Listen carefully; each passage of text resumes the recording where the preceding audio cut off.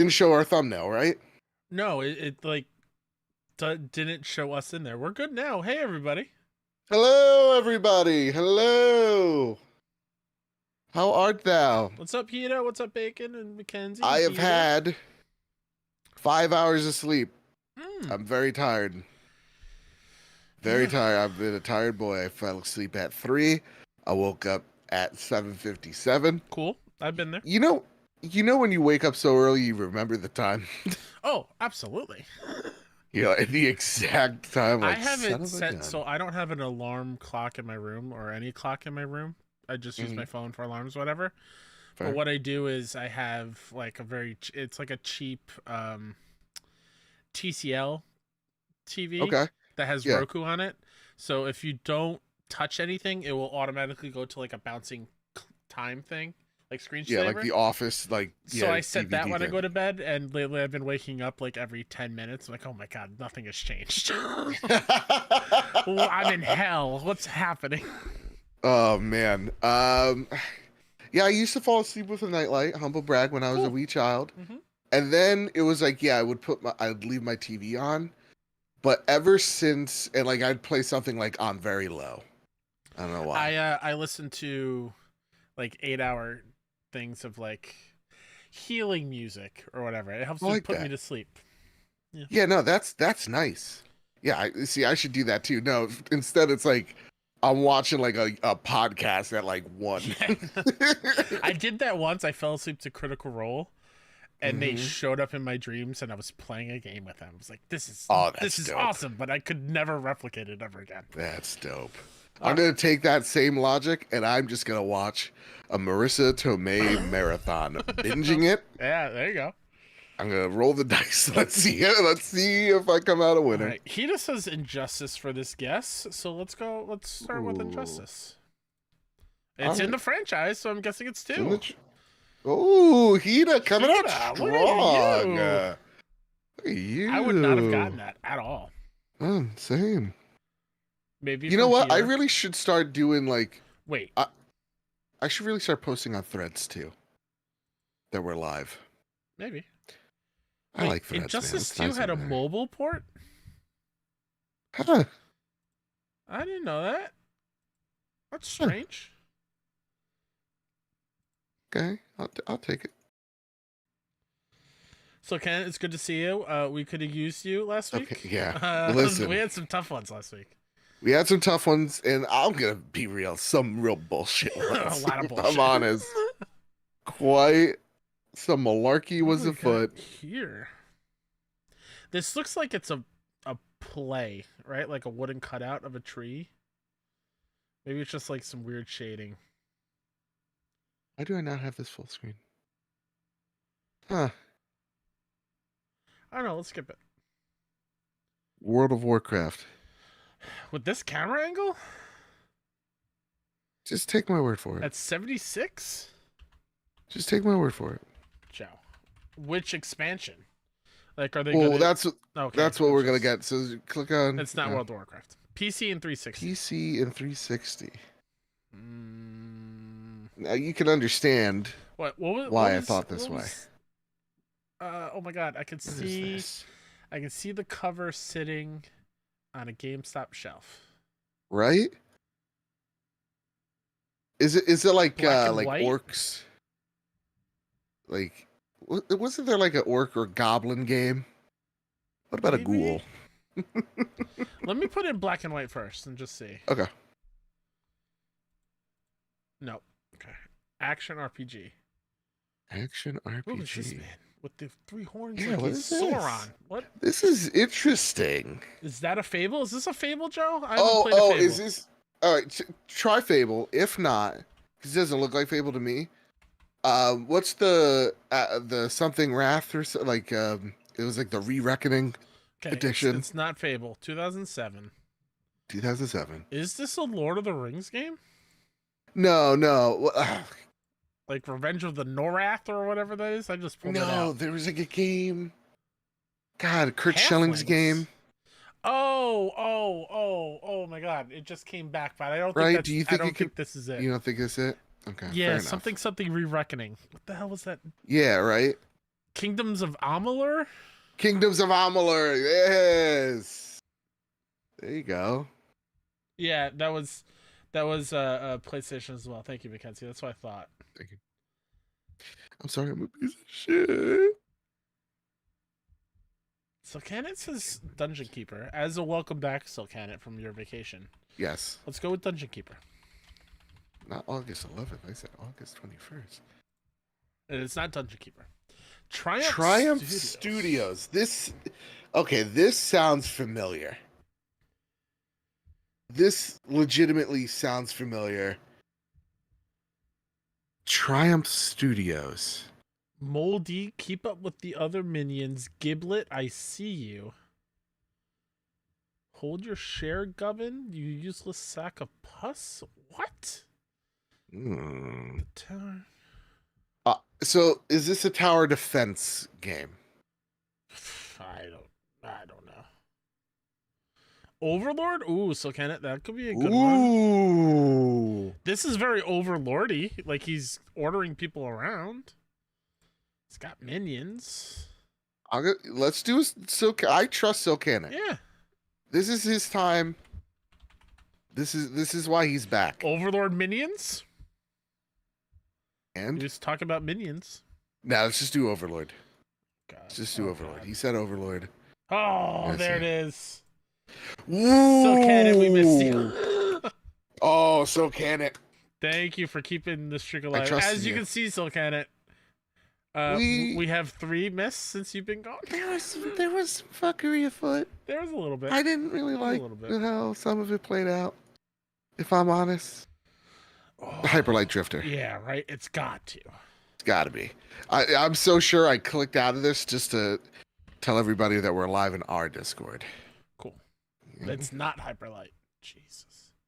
Oh. Oh, cool. Bullshit.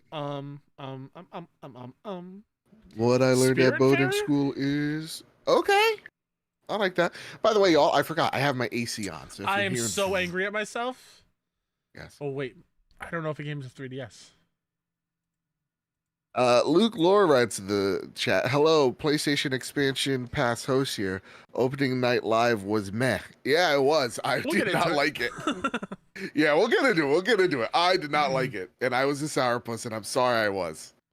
I didn't fully watch the live react you did yet. I started it. I didn't finish it, but yeah. I chose not to be late for work. And I told them I would be late today. So yesterday. Joe, please. That's how bad it was. No, actually, that came to Switch. Never mind. Severed. Well, that's what I was thinking, but that came to Switch. I don't think that came to 3DS.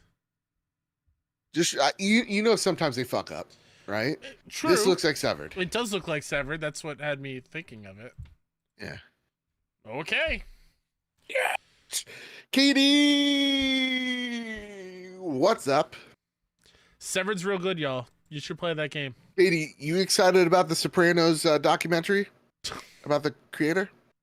I am. Oh, I thought that's how you were referencing the Mafia game. I was like, oh, yeah, probably. Yeah. The fucking that's some realistic water. What do we got up here? We got 08. 08. Crisis. Are we racing? Crisis. Can it run? Do Crisis 2 just for No, it's not Crisis. 73. 73. Look at all this wheat. Look at all that wheat. Is this Farming Simulator? If it is, I'm going to be upset. Let's go with 19. No. PS5. Okay, Stadia. What? Stadia? Well, then this could be easier than we think. PS4, PS5, Stadia, PS4, PC, PS5, Stadia, Xbox One, Xbox Series.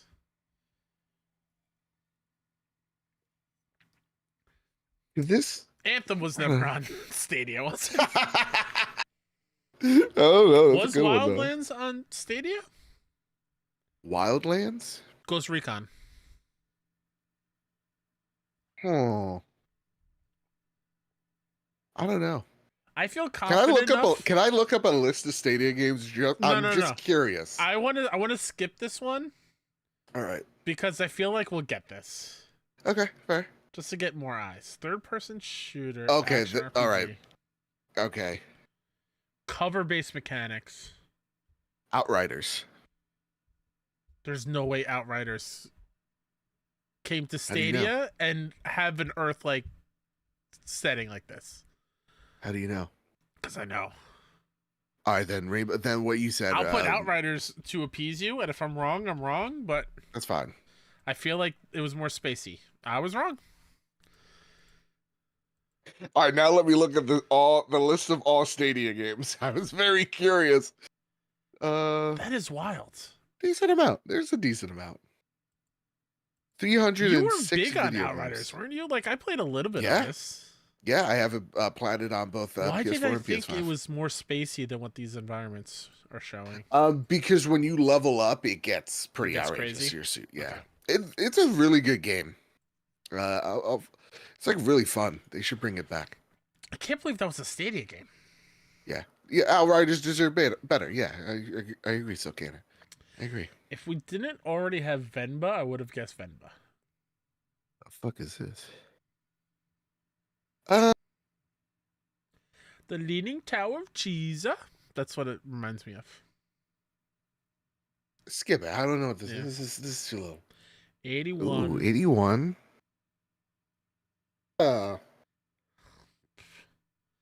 I've still got getting nothing. warmer. I'm gonna skip again. I got nothing. Okay. Ooh, still can. This is Moonlighter. I see it. That's a good one because of the teal. Hell yeah, still can it. Fuck yeah, still can it. That's in my shame pile for indies. I have not played it. Oh. I've played a lot. People love it. I have actually played a lot this week, by the way. A lot of video games, a lot of... must be nice. Oh, look at that little... That's an ape escape. Right? Really? It's like an ape escape. Oh, the little... No, never mind. You got me second guessing myself. Yeah, is that a Moogle still can it? That's what I'm thinking. That's a good one. Oh, could it be World of Final Fantasy? Oh, that's a good one. Let's start there. Yeah. I also like Stingray's guess of Secret levels, Katie. Secret levels. Let's go. No, it's not World of Final Fantasy. 87 though. Is this an Animal Crossing? That's right. Animal Crossing New Leaf.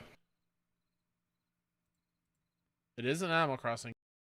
Cube. Which one's GameCube? Okay. Animal Crossing. I don't know. Which one's GameCube? Which one's...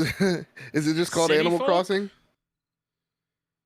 New Horizons was the Switch one, right? That was the Switch one. The Happy Home Designer is, I think, the 3DS one. Switch. Or the Switch one, yeah. Just is it just Animal Crossing? Let's just do it.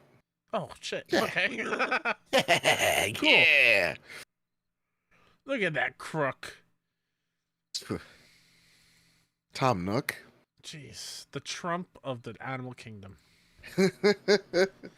I make the best houses. I did not embezzle bells. All the little salamanders love me. They're taking all the elephant jobs. I'm going rogue. This looks Tomb Raider to me. Sorry. Which one is it? Ooh, you got it right, Tomb Raider. Let's just go 2. I like it. It's not 2, so let's go 3. You gotta get it eventually. It's not 3. I can't wait for you to get this wrong. It's in the right franchise. No, it is. PC, it's PS1, not rated, and though. Dreamcast. Last Revelation, I think, was PS2. What's Chronicles? Tomb Raider. I don't know. You tried Tomb Raider 2? Yeah. Angel of the Dark. Angel of Darkness sounds like something. It's definitely not Shadow, right? Wait, why is there two? Wait. Look, there's two Tomb Raider there 2s. Is 2s. Let's do this So one, let's just pick the other 2. I don't like that. 1999.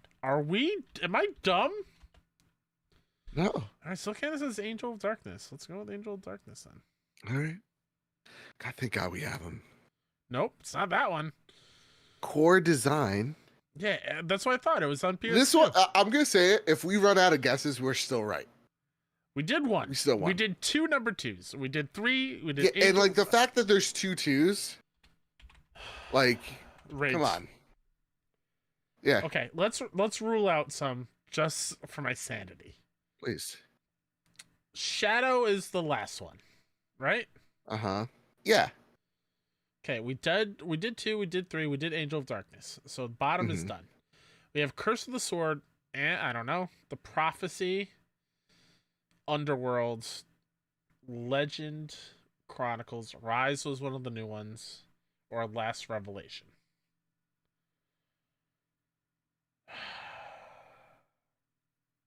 Let's do not rated too. So it's Chronicles. Not rated. Singer says Chronicles. Let's go with Chronicles. Chat, will you save us again? Last Revelation. Okay. Honestly, guys, I think that would have been the next guess. Bullshit. This one was bullshit. This one was bullshit. All right, give us one. Let's send us out on one more. Let's finish this. That's not completely rigged. Let's finish this because the missing 2 is driving me nuts. Okay, fair enough. Does that look Sonic?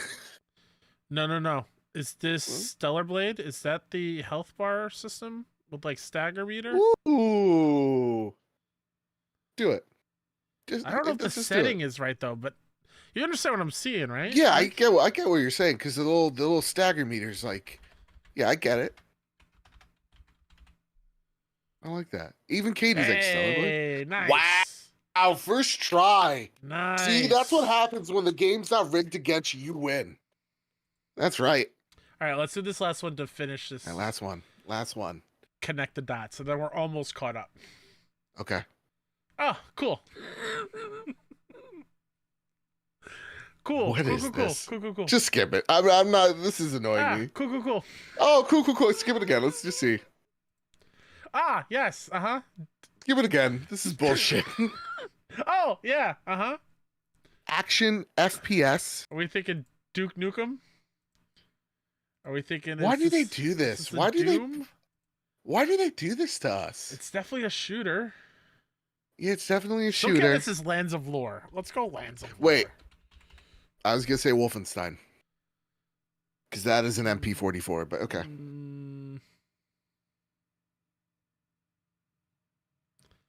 Let's do the Throne of Chaos. It's not. Right? Oh, wait. Wait, now you're a dog? What?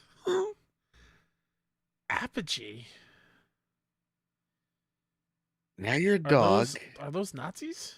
Those are Nazis. Again, that's why I thought it was. What is this? I want to be this dog. Is this a Wolfenstein? Apogee didn't make a Wolfenstein. Luke did it, in guys? chat says this is a Wolfenstein. Yeah, there's Wolfenstein. I don't know. Let's see, Wolfenstein 3D, Wolfenstein Return of Chaos. Let's do 3D. His Return to Castle Wolfenstein's a 3D, the 360 game, which I loved, by the way. Yeah, let's just try 3D. Dewani says I was not a dog in Wolfenstein.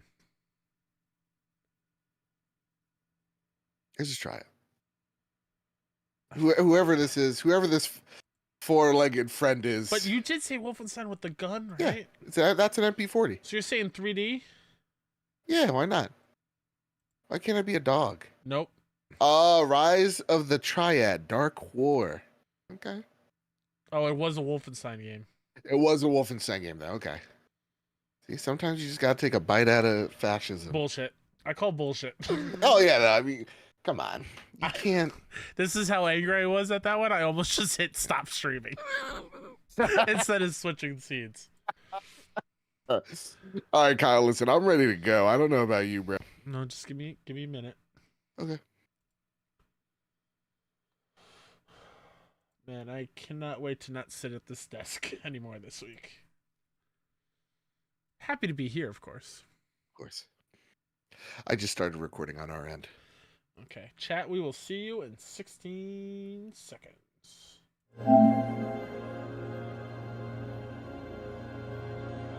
Oh,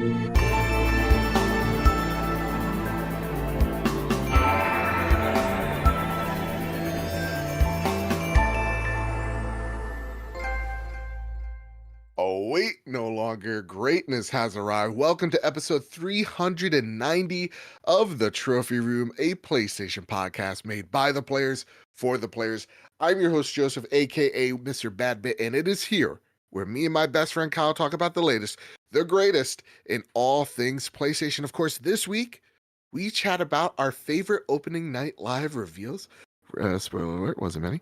We hear from Phil Spencer about Xbox going multi-platform, Black Myth Wukong, Until Dawn remake, Kyle's Bloodborne remastered level announcement happened, and so much more as we do it live each and every single Wednesday night at 8 p.m. Eastern Standard Time on youtube.com/PS Trophy Room and the audio services the very next day after. With all that said, with all that out of the way, the greatest co-host whoever is, whoever will be, Mr. Kyle Stevenson. How are you, sir? How you feeling? First off, I would like to say for the pre-show folks who stuck around for the live part of it on YouTube only, which you should come hang out before we record on Wednesday. We do a guess the game thing.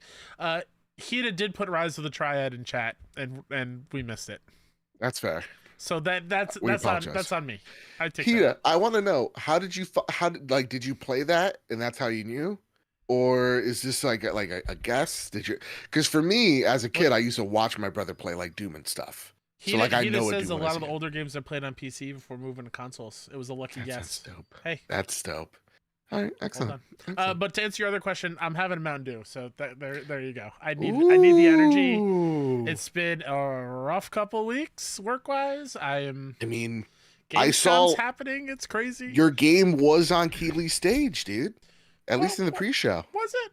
Yeah, it was the pre-show. Can we just set the can we just say it right here, right now?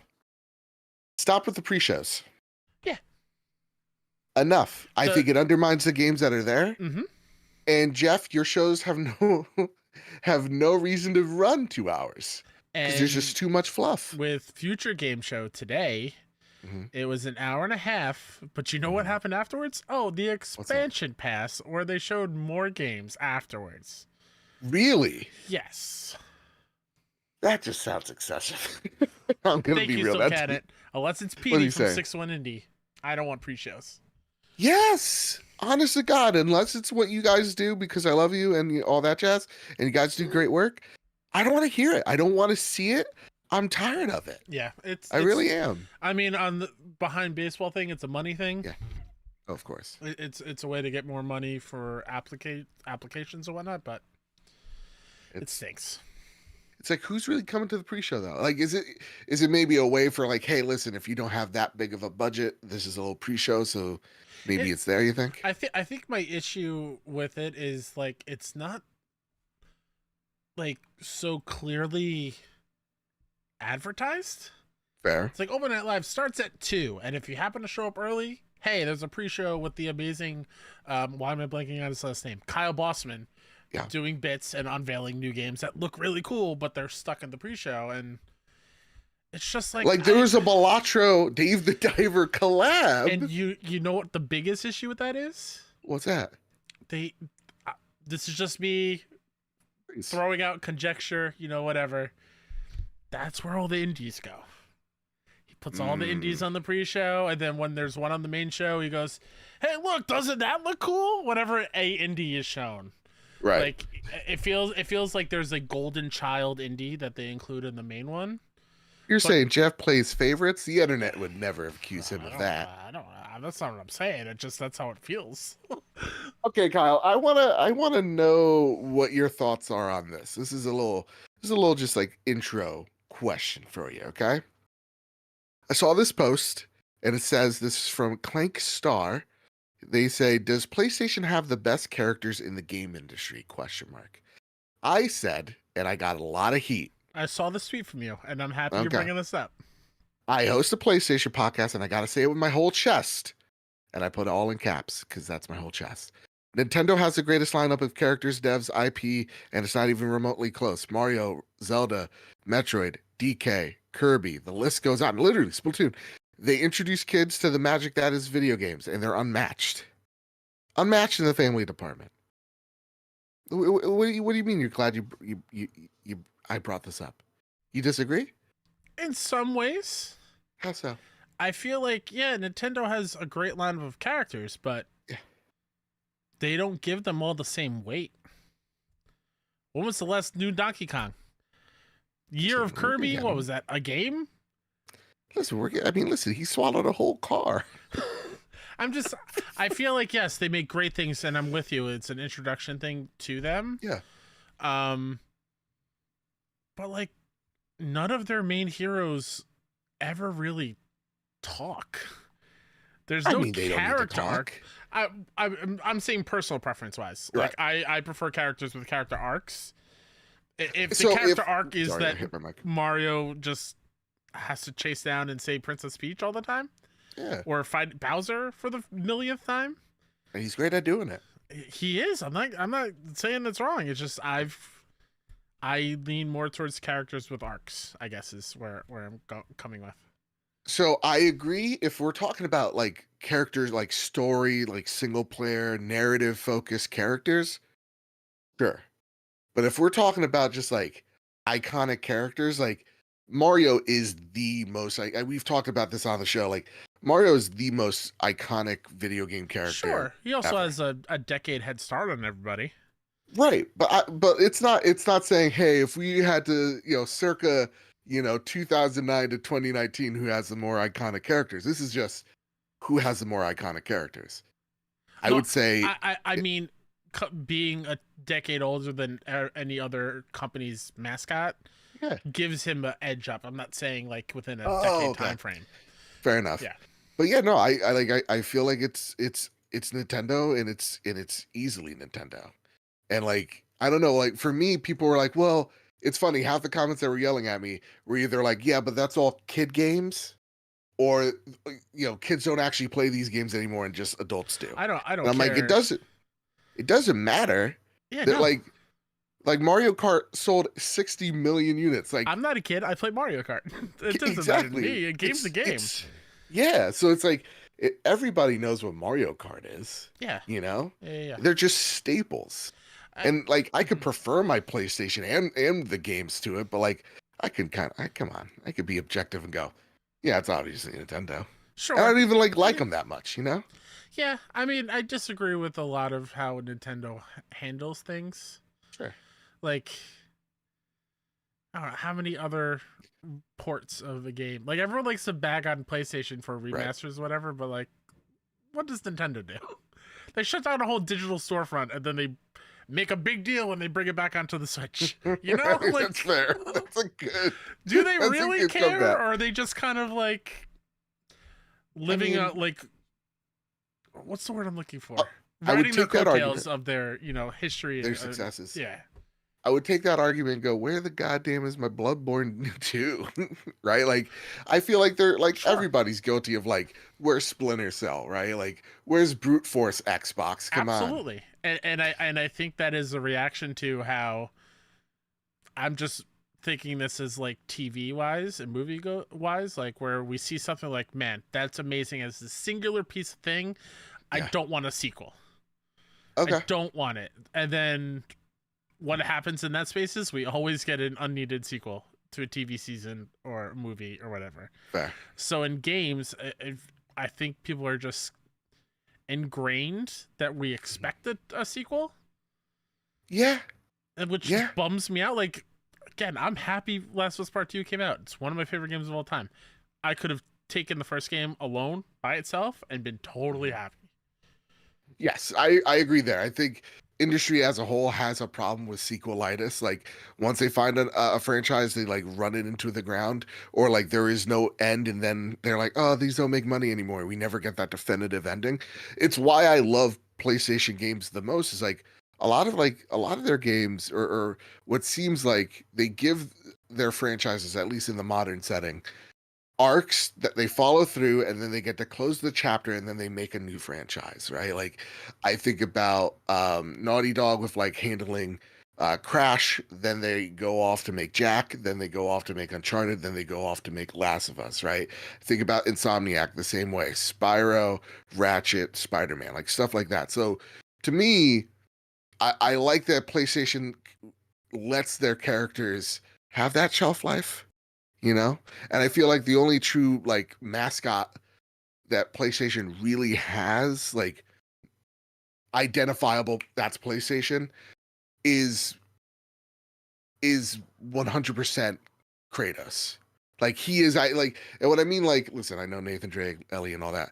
I mean, like, if It's I had to Kratos. pick one, it's Kratos. Yeah, you know. But like Nintendo, I can like, yeah, it would be Ellie, but I feel like more people now that there's a show think of it as a show. Fair. If they're not into games. Yeah, fair. Also, my dog has picked up a really bad thing now that she's just crying outside my door when I podcast. Okay. She just wants to hang out, but it's a little bit much. She needs to relax. Daddy's gonna come out soon. Don't worry, just give me 2 hours, you know? Jeez Louise. But yeah, to answer your main question, I don't think you're totally wrong. I just think Nintendo needs to do a little bit better when it comes to Switch 2 stuff. Sure, absolutely. Yeah, no. I'm not gonna argue that for a second.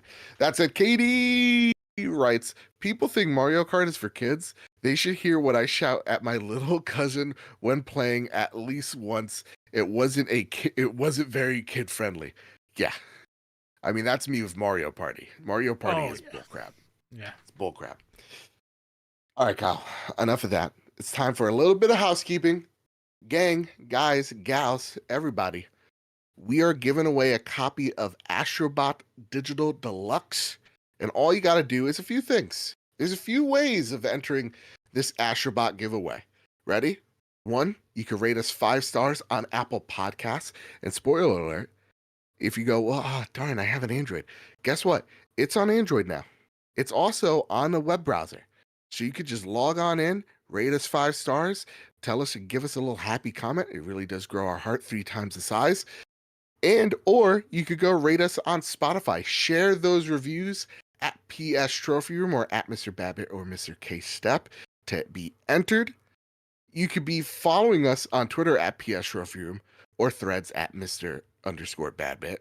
And you could be a patron at the Bronze Tier Plus membership, Bronze Tier and up, to be entered to win of Astrobot on the PlayStation 5. And of course, it's gonna be the Digital Deluxe because I want to see your little Astrobot rocking the Yharnam gear. Gosh darn it. All different ways to participate. If you do all the things, you get entered multiple times. If you're a patron, again, at the Bronze Tier, that's $5 a month. That means you get 5 bonus entries on top of rating us 5 stars, on top of, rating us on Spotify, all the things. So really do that. It helps us out dramatically. And it's a great way to support us. If you can't on Patreon, it's a great way to help grow the show as well. And gang, it's time for our little By the Players community game show pitch. You took your notes from last week. Good. I like this. This is great. Blast off with the Trophy Room Gamers for an Astrobolical October. Agent by the Players. Mission alert. October brings a cosmic level event with Astrobot. Prepare for intergalactic fun. The deadline, August 31st. To secure your spot. Whether you're a trophy expert on PS5 or a PS5 rookie, Astrobot's got thrilling gadgets. Objective, explore Astrobot's whimsical worlds, encounter references to classics like Spyro the Dragon, Metal Gear, and Until Dawn, share intel and trophy tips, discover secret levels, showcasing Astrobot's clever maneuvers. Seats are limited. Act fast, sign up by the player's Discord. Sign up on the Trophy Room Discord by August 31st. Await further instructions. Contact agents Marcus O'Neill or Drellish. Rendezvous in the PlayStation Galaxy this October. Also, just a little note, Drellish, when you put emojis in our chat and I copy and paste them, it gets all wonky here. It's one final tip. So I read that. I'm like, I am definitely dyslexic. This is definitely hurting me. But I love you. Thank you so much. They're great hosts of that show. And yeah, I can't wait to talk Astrobot with everybody in October. And of course, it's time for our Patreon pitch. The reason why we look so good, sound so great is because of your generosity over at patreon.com/PS Trophy, where we could really use your support. So if you ever got you through a long car ride, a tough day at work, whatever your situation may be, please head on over to Patreon, support this show. We are an independent little podcast of two, and we could really use all the help. That said, I want to thank our newest members, Dorman96, Dylan Mendowitz at the bronze tier. I want to thank our our premium producers, Todd Burwitz and Toxic. I want to thank our platinum members, JC, Jedi Master Ren, Cowboy Danger D, Jonas Young, the Green Gorilla Gamer, Chaotic Monkey, Ryuko Kill 90, Stephen Flesh, Strubles and Bits, Bertos Maximus, Chris Hybrid 748, Matt Valdez, Silk Cannet, Decimine, Mitchell Gramling, and Mike Thomas. I want to thank our gold members, Cypher Primus, Darth Simon the Pie Man, Jesse Garcia, JB the Purple Monkey, Hyde Indoors, Katie, Kevin Mitchell, Kevin Diaz, Marcus O'Neill, The Red Arrow, Aegis Hermit, Andrew Soar, Astronaut Jr., The Winter Gamer, Stingray X, Robbie Bobby Miller, Brenton Zachary, Final Fan XZ, Hambone, JD Dillinger, Stone Cold, E.T., Tino Six Speed, N. Johnson, Sean McKenzie, Rick Arrington, Matthew King, Duh. Overlord, Dewane Raksha, Drellish, Rick Davis, Steph Midler, and Samuel Nestling, Maximum Carnage, Solo, Big G, and the Lord Commander Suddy. Thank you all so much for supporting us and supporting the show like you do each and every month. Support the show and get cool shows, exclusive shows, only on Patreon, like our By the Player show, or like our top tier show, or like our Trophy Room After Dark show. All the things. There on Patreon. Also, once again, shout out to our YouTube channel members, Nisa Hauer and Strubles and Bits. Yes. Hot dang. And shout out to Danny D. Wally in the chat. I want to thank Joe for hanging out with us on opening night live reactions. Yes, thank you, the Nerd Chat boys, for coming in, spending time with me, keeping me company as I was being bored to tears by their show. And I found out Danny D. Wally, Kyle, you want to know where he met his wife? Think about it. Where do you think he met his wife online? No, he met his wife on Tinder. Hey, hell yeah! Huh? Very cool.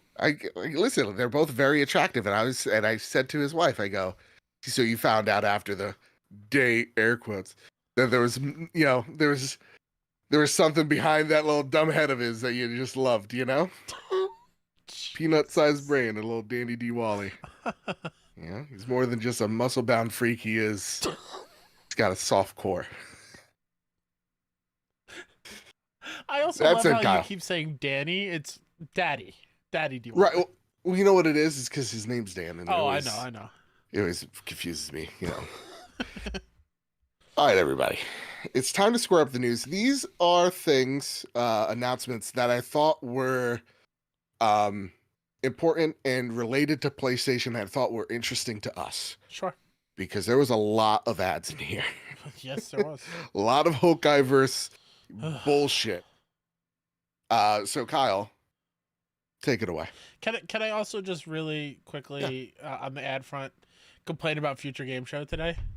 Sure. They played the same Civ trailer section twice with an hour and a half. Wait, in the same show? Content, same show. Look, what are we doing? Anyways. Ooh, that's rough. Opening Night Live, when it came to PlayStation, like Joe said, started off with Supermassive Games' next horror title called Directive 8020.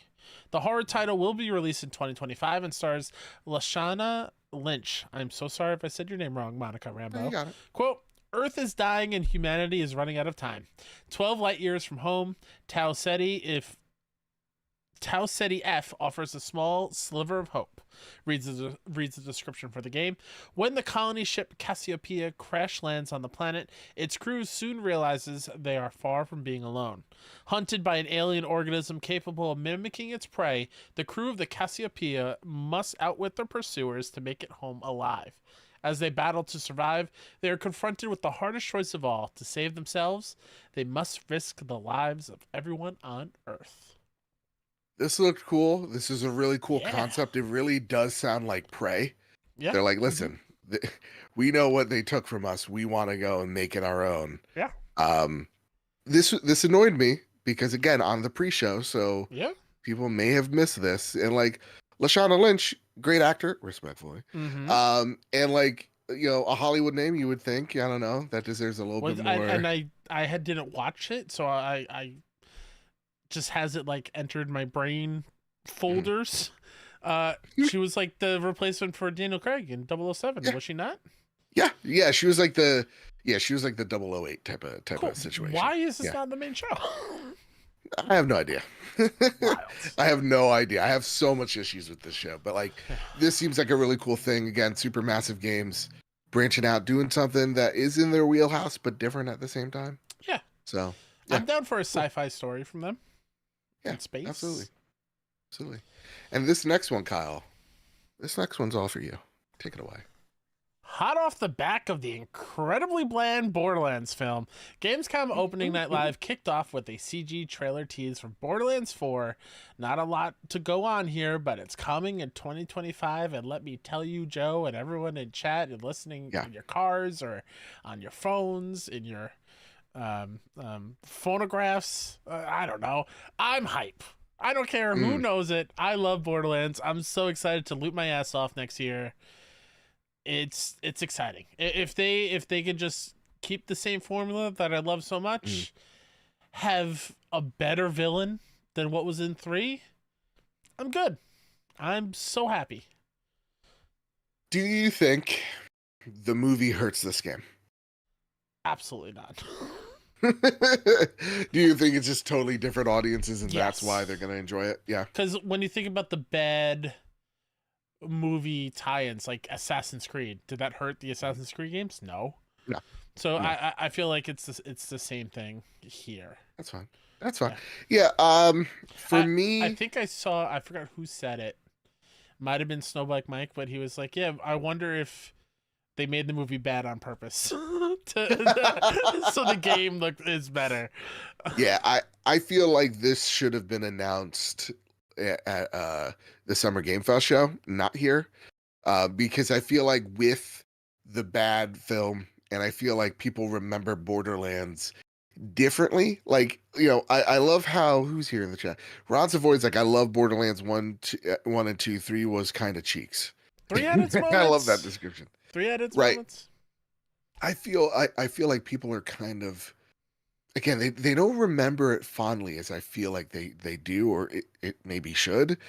I feel like, because like there's one meme making the rounds. It's like, oh, when you pick up the Hawk-Tua A1 submachine gun in Borderlands, it's like people rolling their eyes, being sorry, like the dumb, you know, humor in Borderlands is just maybe it doesn't age well. Sure, but I mean, I'm excited because I think Borderlands plays well.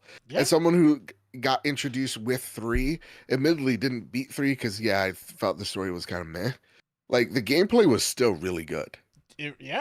And from what I played of Wonderlands too, like Wonderlands gameplay was awesome. I just didn't gel with the overworld stuff, but it's like their bread and butter, and I like that formula. Yes, does all the humor hit? Absolutely not. But like, I enjoy the characters, or I don't take any of it super seriously, and I just have a good time. Fair enough. I mean, like Dewani says, or sorry, was it SoCanit says, because the Doom movie is awesome. Like, yeah, you're right. No, it doesn't matter much. But hey, you don't like Dwayne "The Rock" Johnson? That movie's terrible. And Butcher, pre-Butcher, you know. I always forget his name. He's just butchered to me. I think of him as Judge Dredd or Star Trek. Yes. Just so you know, you don't have to read the descriptions if you don't want. Just like if you feel like they, you know, people need details. For ones that we already know. Call of Duty Black Ops 6 was here. I think it looked dope. Dude, come on. It looks good. It's a Call of Duty game. What do you want? Bill Clinton's in it, man. Okay. I did not have sexual relations with that woman, but I did steal from the CIA. Like, come on. We were trying to see if Janet Reno was gonna make an appearance. If I see big old Janet in there, the Reno machine, the Reno Ripper, as we call her on COD, I'm gonna lose it. Let's Joe, do it. we got to get you out of the use dictionary. You just used "on God" unironically. No cap, Kyle. I really dig Black Ops 6. The Omni movement looks impressive. This looks like it's gonna be a lot of fun. Got myself a beta code. I'm excited to hop in later. What is it? In a week or two? Yeah, I'm excited. I'm happy for you. All right, fair enough. Persona 3 Reload. I can't wait to get a double kill. Sorry. What is the DLC called? Aegis, right? Is that the Aegis? Yeah. So we got to look at that one. Cool. Coming soon. The next big reveal is Dying Light: The Beast, a brand new game set in the Dying Light universe. This is another spooky first-person parkour 'em up with zombos, nasty beasties, and probably loads more creatures of the night stalking you and your fellow survivors. Jeff also confirmed that it will have around 20 hours of stuff to do and feature a new region in the Dying Light universe. No date yet. Now you know how I hate to quote Luke Lord, but he's in the chat. He says, "I got that Skibbity Ohio Riz." Shout out to Light. There you go. There you go. This looks pretty good. I liked Dying Light 2 an awful lot. Standalone DLC. I heard this follows a character from the first one. It does, yes. Okay. Yeah. I've only dabbled briefly in them, so. Fair enough. Cool. First one, I noped out of really fast once. I mean, really fast. Like, once nighttime happened, I'm like, this is too scary. I'm out. Their eyes are red and they're running and jumping. I don't need this in my life. Yeah. But Dying Light 2, I loved the parkour elements. I think that game was a lot of fun. The Beast, yeah, sure. Give me more of it. Yeah. The next one, shout out to one of the weirdest names of the night, King of Meat. Here's the elevator pitch for King of Meat. Something like this at the shareholder meeting, the board meeting. Yeah. Amazon Games does Fall Guys, though in actual fact it's being made by a UK studio, Glowmade, with Amazon on publishing duties. So maybe X Media Molecule developers does Fall Guys is more accurate, though slightly less catchy. In any case, you can certainly see the spirit of Sackboy is well and truly alive in this chaotic co-op party game. No release date yet. By the way, this is all Catherine Castles. Yes. From Eurogamer's writing. So I'm not coming up with any of this on the fly. Catherine did much better than I. Yeah. This looked fun. This is actually probably one of the highlights for me. This looked like a really fun time with friends. Yeah. My favorite part of this trailer, though, is thinking about somebody giving Jeff notes in the recording session. Like, we need more anguish in your grunts, Jeff, or you need to be a little bit more high pitched in your squeals when you're running away because from people. He's in the game or whatever. At least in this trailer, there was an animated version of him, and cute. It was fun. It was cool. Yeah. I'm all for these kind of multiplayer games. Same. No super competitive shooty bang bangs. So not everything needs to be about your KD or whatever. Yeah, I agree. One of my highlights of the show, Lost Records Bloom and Rage, a brand new trailer for the game from Don't Nod's Montreal, which is definitely not Life is Strange alike game. This time we got a properly good look at this band of gal pals and just a hint of the spoopy shenanigans they'll be getting up to when its first episode launches on February 18th next year, and its second arrives a month later on March 18th. I didn't know this was episodic. Yeah. It's kind of cool. It's broken up in two. But I don't know. Do you think that lasts though in like today's society? That's the thing. I don't know. I'm also like, how meaty is the first episode? Right. And also, if it's just a month apart, why not just tack it on as the? And is there more than two? Like, are we getting a 5-episode season kind of thing? And they don't want to say a season? Yeah, I would love more details on this. But anyway, and also Nissa in the chat writes that King of Meat, I think the Xbox Era crew did like an impressions review of it so far. Yeah, they're at Gamescom right now, so very excited for that. Sweet. Yeah. I love the crew of girls in that. I love their characters. I'm excited to see what the future them, which they hinted at when she brought that package at like whatever diner they were. I'm very intrigued by the whole thing. Like, what happened on that day? I'm very, very excited to play this. Yeah, and I love Don't Nod, so this is a must. This is a day one for me for sure. Then we saw Warhammer 40K Space Marine 2. Don't need to see anymore. I'm all in. That's like 2 weeks away. Dude. Is that the same week as Astrobot? Yes. Cool. I think even same day. Cool. I think they're both September 6th. Okay. Yeah. Man, I'm so busy these next few weeks, like with, Black Myth, Concord, Redacted, this, Astrobot, like there's just a lot to play. Expect a lot of review previews on our end in the next few weeks, that's for sure. Yeah. Awesome. Next was a game called Predecessor, promising to redefine the MOBA shooter genre. Predecessor's 1.0 launch is just around the corner. Literally right around the corner, as the full version is available to play right now for free as Catherine is typing these words. Ooh-wee. Yeah, this is oh my god. This is Paragon. Okay, I was wondering if the reason why they lingered on that word was because of the other older game that got shut down. Yep. This is a new team reviving it. That's amazing. The community, really. I love when like communities really band together to like support a thing. Like City of Heroes has done that. Predecessors doing that. Yeah. Cool. I'm all in. That's there awesome. Was again, sorry to bring up Future Game Show, but there was they're remaking a Half-Life mod that's pretty famous into its own game, and they showed that off at the show.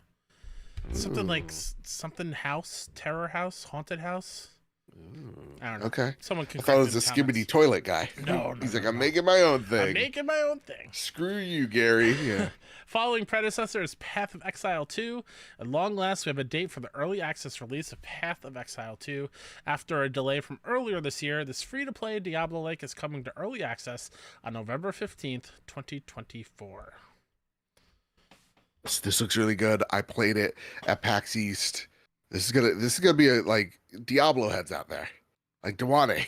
Like if you're here, keep an eye on this. This one looks really good. Did they have the PlayStation logo up there for the same date for free to play? Yes. Access? Yeah. So this is one of like the PlayStation's like first free to play or early access games that they're really pushing out. Cool. Like they're really putting some weight behind it. Yeah. I'm into it. Then there's this whole, little like Dune Awakening thing. It's okay, cool. Lisa Gaib. I'm so Dune 2 pilled. It's ridiculous. Again, what's with the lingo this week? What's going on? Dude, I'm hip, dude. There's one Kyle, more as long word. as I say Gen Z things, I'm gonna be Gen Z. It's gonna hide the fact that I'm turning 33 in a month and that death soon awaits. Let me have this. There is one more term that is popular right now on TikTok. If I hear you say it, I know you're spending way too much time scrolling on your phone. What is it? I'm gonna wait. I know pilled. I'm gonna wait. What was the other one I said? Was it gat?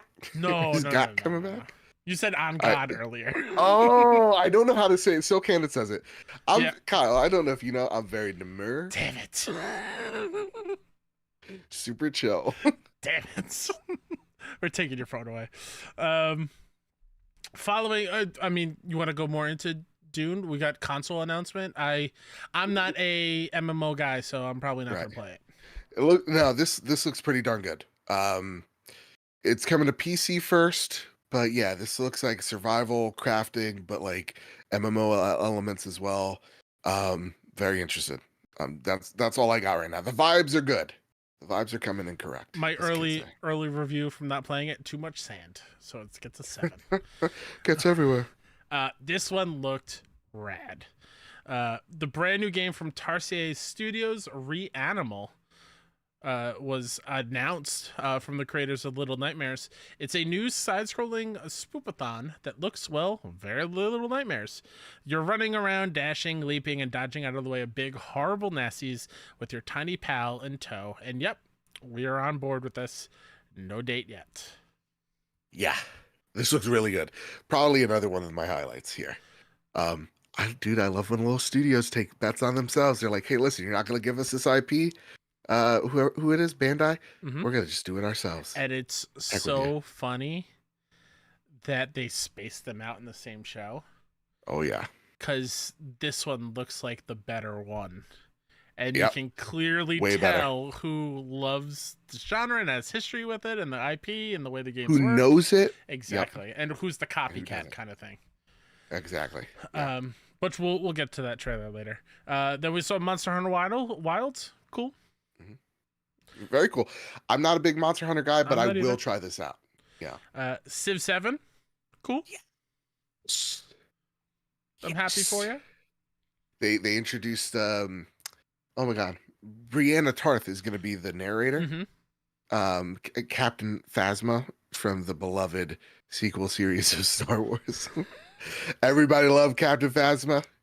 She was she very memorable and was not a wasted character or actor at all in that movie, in that series. Brienne of Tarth, one of the best characters in Game of Thrones. She's so good. So good. So good. God, everything up till season 8 was so good. I don't know. I enjoyed it all. It's fine. It's not perfect. Really? The whole thing? Yeah. I feel like people meme like that they hate. Exactly. Like season 8. But like it's like while I don't love it. I can't write a better story. Yeah, it's like whatever. I can't write it, you can't write it. You're just mad that George Railroad Martin won't finish it. Exactly. So it is what it is. It is what it is. Sidebar. I finished Gen V last night. Great show. Oh Great my show. God. What kind of animal are you? In the post show. What kind of animal are you? Marvel Rivals was next, December 6th. Yep. Free to play. Will always be free. All the rosters unlocked right from the gate, and don't got to pay for any new characters. Yeah. Cool. I played Marvel Rivals with Luke Snore, who's in the chat. He really liked it. I'm trying to be a good friend. Oh, you weren't a fan? It upsets... No, I wasn't a fan. It upsets me that like this game got like 40,000 people playing it during its beta, and like Concord was like struggling. I'll be real, like because Concord is legitimately so much better. So let me read between the lines of what you're saying. Yeah, it's getting the Marvel bump. 100%. If this was not Marvel characters, no one would be caring. Cool. That trailer was dope. Is like evil. Trailer Bucky, was cool. Bucky was the Wakanda setting was fun. Yeah. No, I like it. I mean, I like the trailer, Doom? but like, come on, yeah. And was that a Doom Hydra logo at the end? Sure. Yeah, that's cool. I'm not digging it so far, but again, like some of the characters play nice. They play good. Sure. Maybe it'll grow on me. I don't know. But December 6th. Yeah. What might be the most exciting announcement of the show? Yes. We heard rumblings of it leading up to opening night live.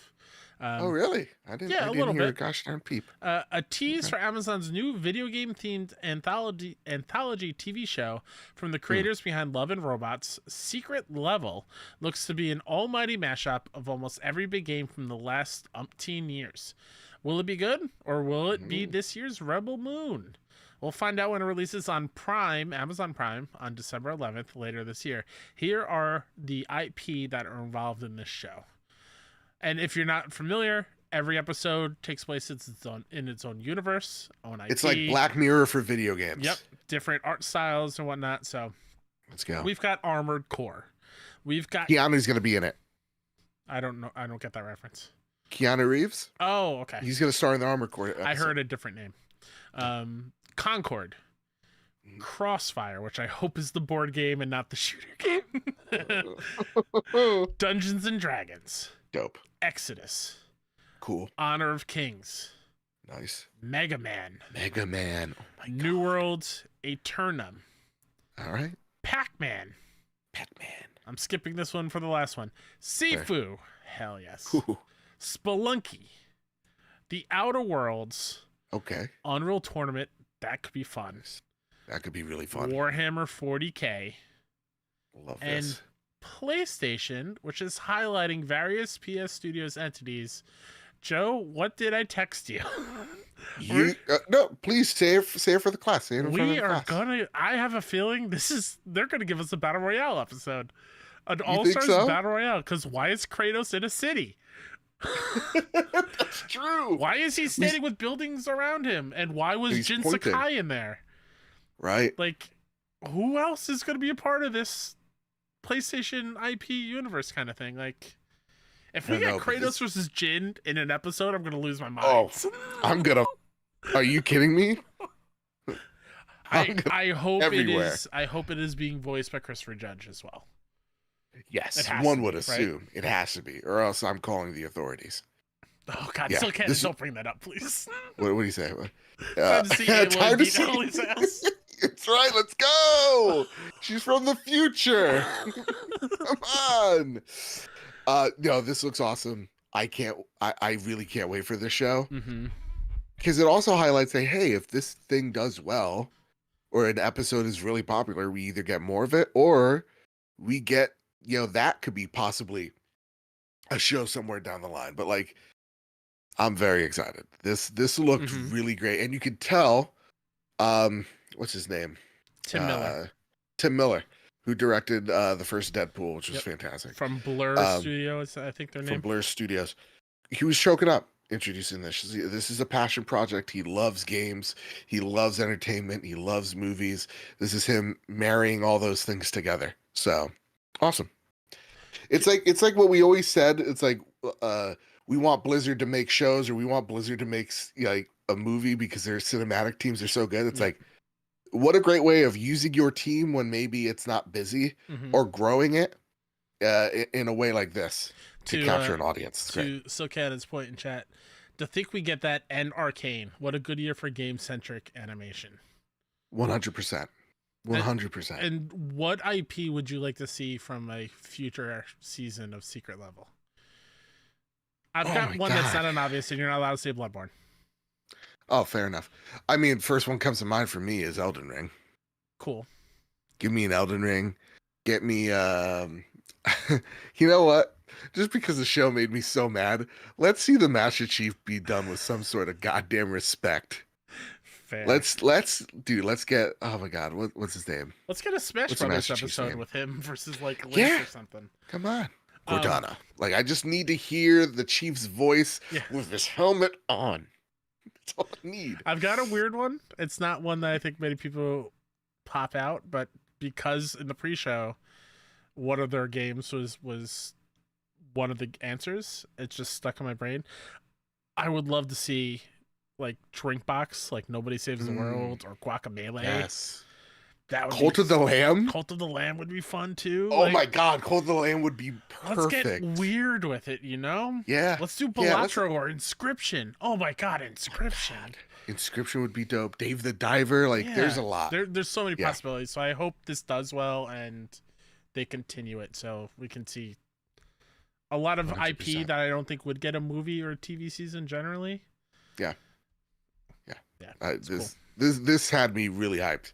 This was the peak, and then it just decided to dwindle.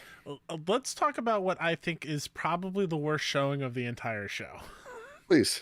Arc Raiders is finally arriving in 2025 and playtesting to begin this fall. After multiple delays since its initial unveiling in 2021, Arc Raiders is now set to arrive sometime in 2025. The announcement was made at Gamescom Opening Night Live, with Embark Studios also revealing that playtesting will begin this fall. You can watch the latest teaser for Arc Raiders below, or on the site at Eurogamer. Arc Raiders... Poor copy and paste job by me. It's fine. Arc Raiders, from former Battlefield and Star Wars Battlefront developers, was first announced at the 2021 Game Awards, with Embark Studios saying at the time it would be headed to PC, PS5, and Xbox Series X and S in 2022. Shortly after, however, the studio delayed the game to 23. It was also revealed in 23 that the game had shifted from a co-op PvP game to a PvPvE survival extraction shooter. I gotta stop you right there because I got two great comments in the chat here. Jam Pack Sam says Outlast would be dope. Hell yeah. Oh, chat, give me more ideas. You guys are killing it. Sindula says, wonder how secret levels would handle Returnal. Oh, are you kidding me? Bro. Oh my god. Nip check. Oh my god. Right? Let's go, Celine. You didn't like what you saw here? What did we see? Good point. It's been gone for 4 years or 3 years, whatever it was. What did we see? What was that trailer? We saw no gameplay. Nope. If playtesting is supposed to begin this fall, show us what we're playing a little bit. That's fair. That's fair. Just like very disappointing because I honestly forgot about it until it popped on. I was like, oh my God, it has been a minute. And this is one of the ex-DICE heads handling this game. So, yeah, no, you're right. I want this game to succeed. I remember some parts of that game looked really appealing from what I remember. I could be misremembering it, but yeah, you're right. We saw literally nothing, and now we know it's not a free-to-play game and that it is an extraction shooter. So it seems like they may be chasing a fad, but only time will tell. Yeah. That was followed by Kingdom Come Deliverance 2. Wow. Coming out next year, 2025. This had me excited. I didn't like the last trailer. I was like, this looks like Joe would enjoy this game. Yeah, man. This gives me... So I didn't play, admittedly, the first Kingdom Come Deliverance. I know Katie and I were talking about it when she was in NYC. She loves it. I like the themes that they're playing with, how they play with religion in this RPG that is based in reality. And the combat looks really solid. So yeah, I'm in. This had me sold. February 11th, I believe. Yes. On that note, again, just a future game show. It's a PC only game, so that's why we're not going to talk about it, but I feel like a game that you would dig. There's a medieval game. It's like a survival game, but it's like medieval with zombies. Okay. It's something Birmingham. I feel like you would dig it. So all right, I like a good zombie. I like a good medieval. Yeah. Following Kingdom Come Deliverance 2, Little Nightmares 3 were shown from Supermassive and Bandai. Looks fine. Fine. You can't outbeat the Reanimal trailer. Yeah. It's just, I don't know. Well, it looks fine. Yeah. Yeah. Fair enough. Then we got Diablo 4, Vessel of Hatred. A story-lore trailer for Diablo 4's brand new Mercenaries. We only got the teeniest of gameplay glimpses here, with most of the trailer taken up with lightly animated art dioramas. But at least there were some good splats and battle shots in there at the end. In case you'd forgotten, Vessel of Hatred is coming on October 8th. You have little companions now, and they help fight with you if you ever get lonely like I do. Cool. You can have a little demon boy, and he turns into a big demon man, and he wrecks shop. Yeah, this is awesome. I really am excited for Diablo 4 Vessel of Hatred. This is something I'll be jumping into for sure. For sure. Cool. Yeah. Give me a second. I gotta look something up real quick. That's fair enough. I'll read the next one for you. The first Berserker Kazan. A good old-fashioned anime-infused hack and slash. This one, through its Steam page, very seriously describes it as, quote, hardcore action RPG coming early 2025 with a technical closed beta taking place between the 11th and 20th of October this year. This game looks dope. This game looks really, really good. So this one had me very excited. Two things. The other zombie survival game is called God Save Birmingham. Okay. And the main reason what I needed some time for is Ben Starr is the voice of Kazan. Oh, is he really? Yep. He tweeted Okay, that out, I saw conflicting reports. That's awesome. Yeah, he tweeted out. It's like, you heard correctly. I am Kazan. Okay, then. You know what? We'll have him on the show in October. Hell yeah. Hell yes, we will. All right, cool. And then the one, I'm sorry, not the one more thing. Well, it was the one more thing, but I put it ahead for, you know. 2K announces Mafia: The Old Country for release in 2025. This game, which is set during the origins of the Sicilian Mafia, is in development at 2K's Hangar 13 studio. I believe Hangar 13 did 3, right? Mafia 3. Fight to survive in this dangerous and unforgiving era with action brought to life by the authentic realism and rich storytelling that the critically acclaimed Mafia series is known for, reads the description accompanying the reveal trailer. Hangar 13 president Nick Bain said, quote, what you just saw is the first early look at Mafia: The Old Country, a thrilling story set in 1900s Sicily during the origins of the Mafia. We're going back to the roots of what fans love about the Mafia franchise, creating a deep linear narrative and with that classic mob movie feeling. Okay, admittedly, I never played the Mafia games. Same. I played 3 a little bit. I really need to, because I do love, like, Godfather, the game on, what is it, 360, PS3? One of my favorite games ever, man. I honestly thought that this was a Godfather remake or something. Oh my God, if it was, I'd be there day one. That said, though, just the vibe check alone, this gives me Godfather 2 vibes. I'm immediately in. This had me so excited. Yeah. I'm excited to see more. I assume we'll see probably more at Game Awards. Yep. Looks fun. Another really quick one before we get to the big one. Please. I actually thoroughly enjoyed the Goat Simulator remake trailer.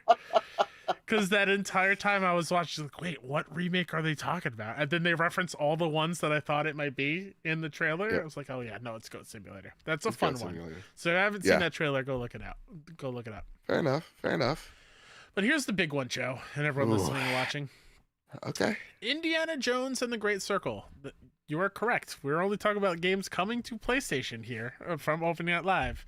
Indiana Jones and the Great Circle is coming to PlayStation in spring of 2025 and releasing this year on Xbox Game Pass and consoles and everywhere that you can play Xbox games, Steam, on December 9th, 2024. So much for that appreciation and dedication, Joe. You know what I mean?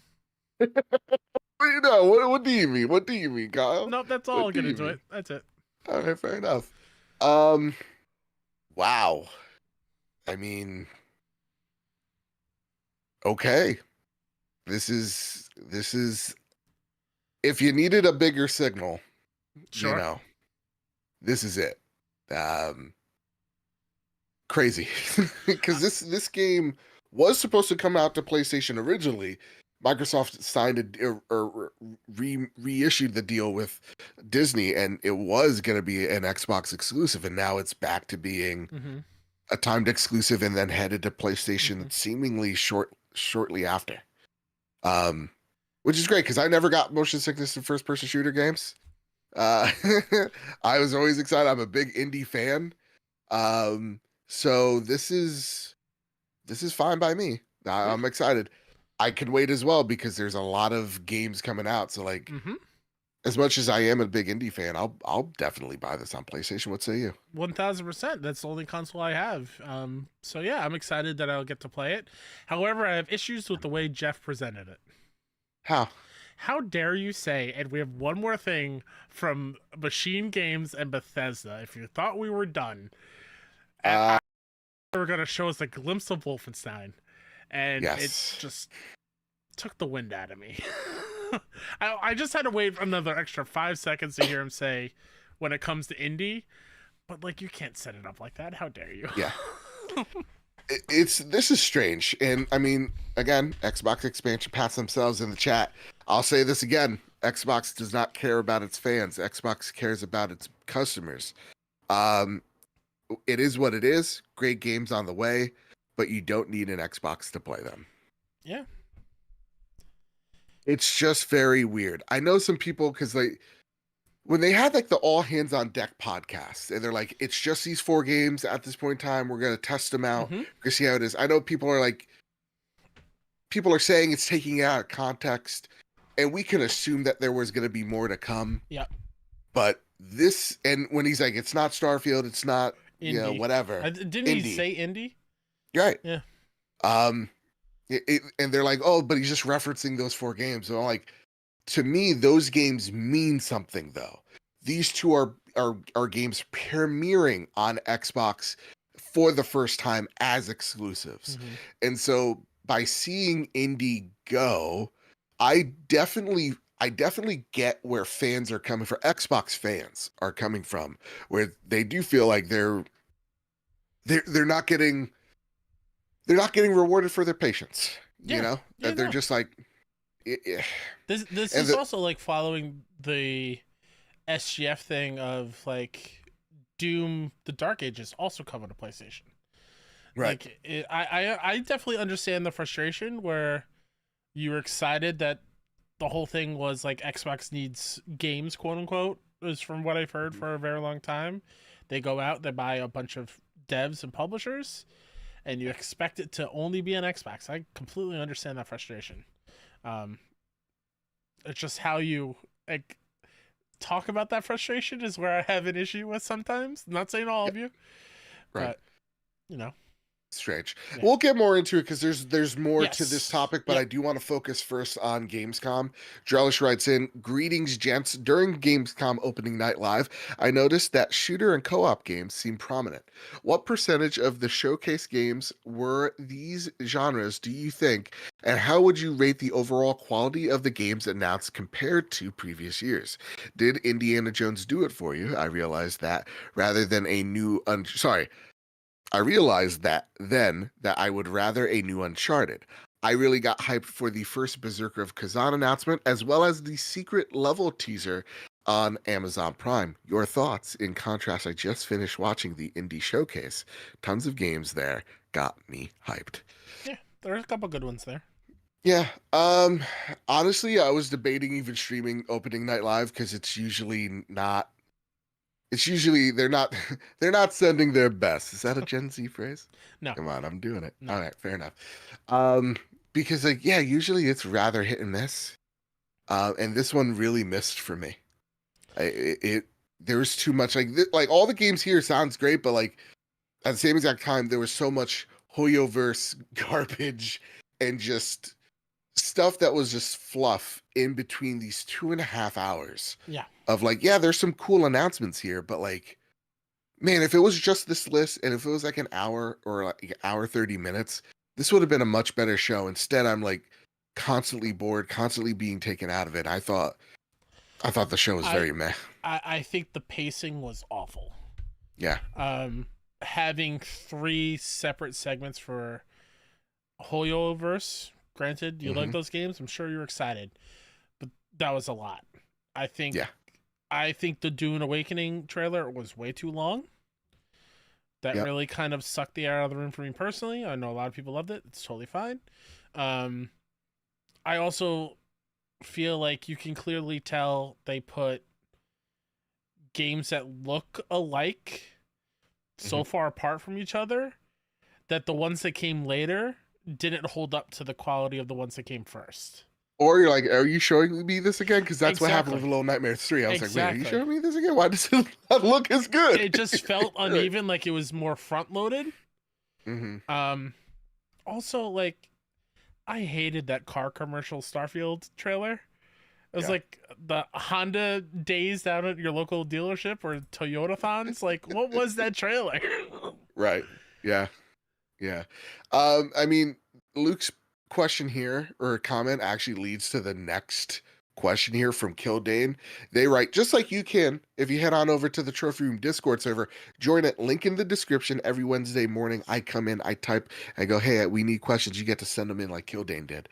Sup, boys? I'm seeing a pattern emerging with game announcements now that E3 is dead. D-E-E-D. Dead. It seems like Jeff is a big name in town. It seems like Summer Game Fest tees up the fall lineup. Gamescom does the winter announcements, and Game Awards gives us a look at the next summer. Do you think this is a net positive in giving us more hype through the year instead of one bigger event in June? Do you think do you think of them all being tied to Jeff is good or bad or for the business? Do you think anyone else will challenge with their own spin, or do you think someone else will try to resurrect E3? Kyle Stevenson. The coffee was fighting me there towards the end.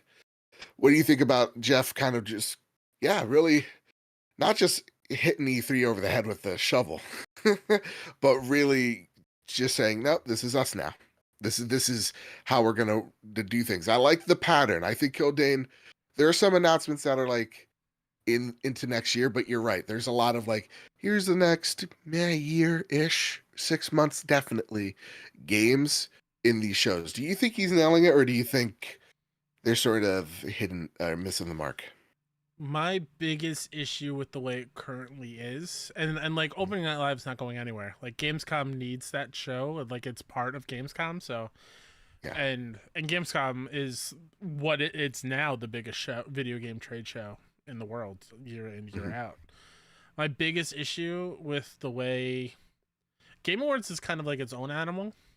When it comes to SGF and then Opening Night Live, there's too much crossover in the games we see, and they're too close to each other. Fair.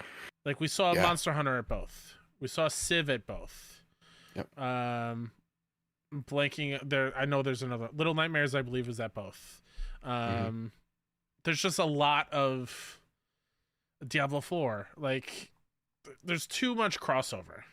Yeah. So like when we sit down to watch another 2-hour show, and let's just say 35-40 minutes of that 2 hours are things that we just saw 2 months ago for like the first time, it doesn't feel that special.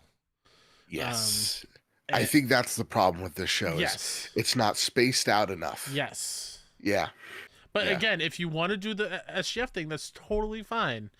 Just make a note to don't show off the same things. Yeah. Like within the last 3 months at both of those shows, I'm pretty sure we saw 25 minutes of Hoyoverse. And it's easy to knock on that, but like in just the show alone, we saw 25 minutes in of Hoyoverse. Each of those two shows, they each get their own segment for the 3 games. Yeah. And there's solid 2 to 3 minute block each time, and it just, I don't know, man. It's they seem like the same thing over and over again. No, I hear you, and that's why you're on a roll there, dude. I didn't want to stop you. I feel the same way. Gamescom and Summer Game Fest, they're too close together, and they definitely would.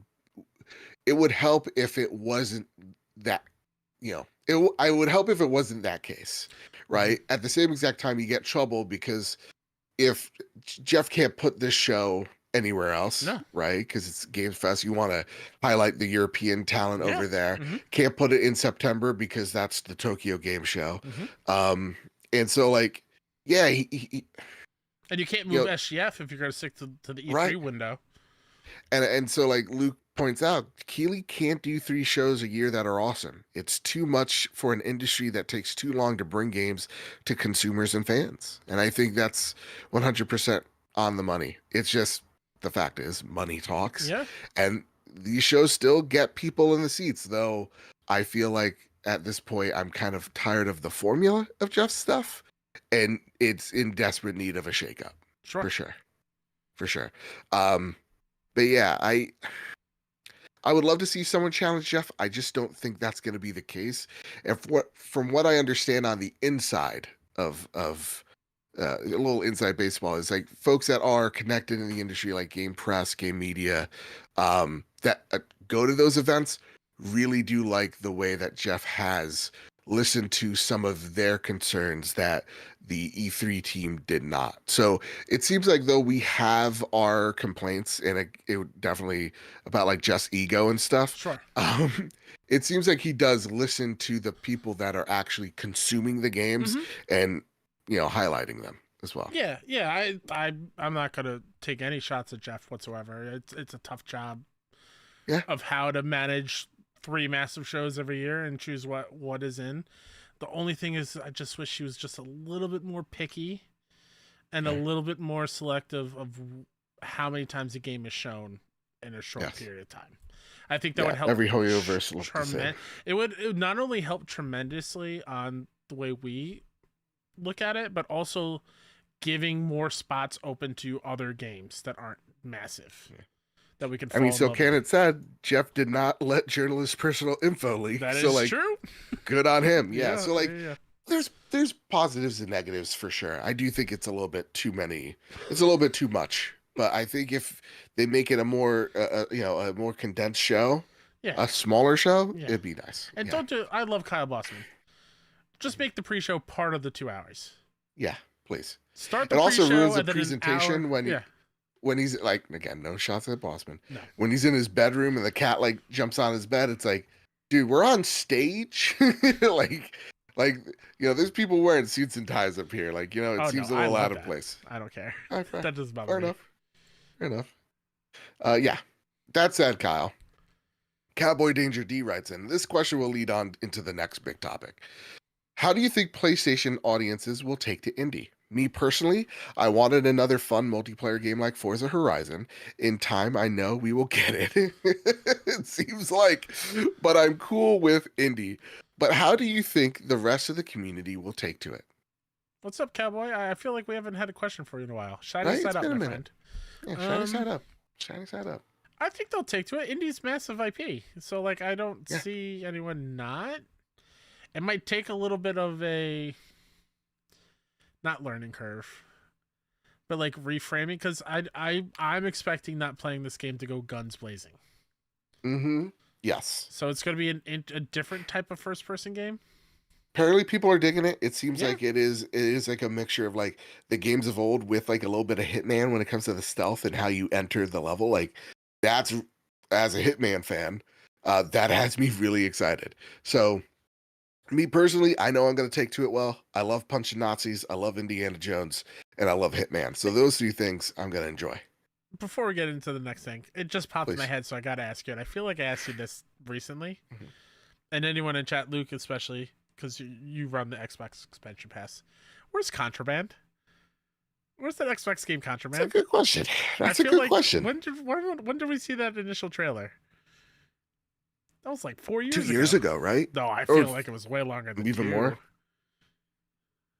3, maybe 4. Yeah, you're right. It's wild. It's been a minute. That's wild. It's been a minute. Anyways. But no, I think the PlayStation community will take. I think we'll adopt it for sure. That being said, it does worry me, and I know we have some news that kind of quells that worry, but it's still a worry that's in my head. The rollout of this game's super weird. It doesn't make much sense, because this is a game that's coming out December 9th. It's like you lost all the Black Friday sales, and then it comes out a little later on the PlayStation side. Like, why not at that point? If it's just like, because the PlayStation version's in spring, so that's anywhere between the beginning of March to the end of May. So at that time, like at that point, either like delay it until tax season where everybody gets their refund and then they spend money on your game, or just like have the PlayStation version come out alongside it, or just launch this baby right before Black Friday to maximize your sales on this. It's just that the rollout of the game has me more concerned because I know this is Disney. They probably have a bold number that they want to hit with Indiana Jones. Indiana Jones is a waning IP as much as I love it. So, like, I don't know. Do you share those same concerns of like, worry that this game isn't going to do as well? Because, again, no shade. I'm not saying this to be a console fanboy, but like seeing Hi-Fi Rush get totally demolished and then like then sold off, it gets me worried for Machine Games that does really great work. Again, I love their Nazi punching simulators, but this game coming out in the holiday season, but towards the end of it, I don't know, it gets me a little worried. What say you? I'm not worried. Okay, I'd be more worried if, and this is going to sound so weird for me to say it, as the physical media person. I'd be more worried if physical was the main way to go, but I can totally see a gigantic push of, here's the stocking stuffer, here's a year of Game Pass where you can play Indiana Jones day one and have a deal on Game Pass, because like we've seen, it's not about the physical games, it's not about the consoles even, it's just getting them into their programs to play these games, and I could see that being a bigger push for indie in December. So you don't think there'll be a physical release for PlayStation fans? PlayStation fans, I would hope so.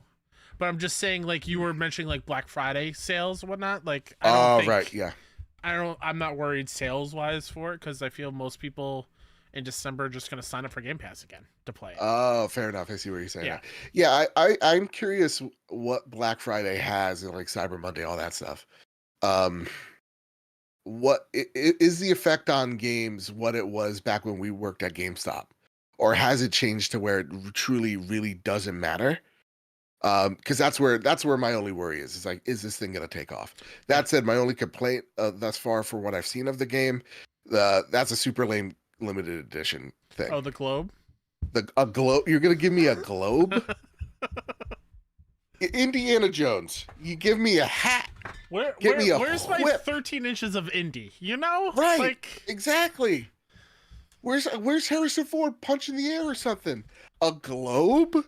Just send an actual circle then. If it's called the Great Circle, give me a giant circle. I swear to God. Here's the thing. If it's like modern, it's a modern globe. You know what I mean? Like I see the modern borders of all the. I'm gonna be pissed. Like give me in 1943 what the globe looks like. So like it's a battle map. Like a flat piece of paper. Just like how the Earth always is flat and just. Oh, Nisa says there is a plane in the globe. Fine, but that's not enough.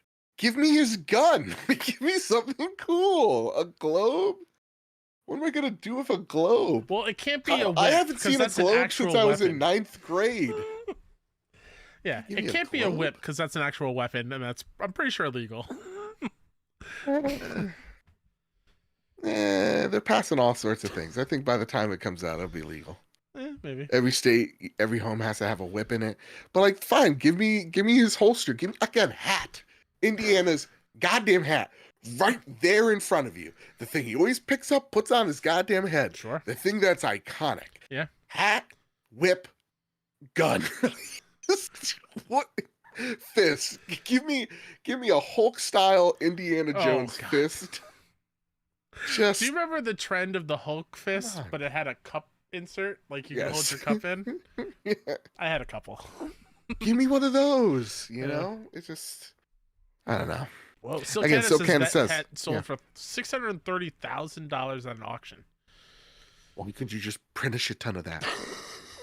Come on. I'm not asking a lot. It's a hat. You're right?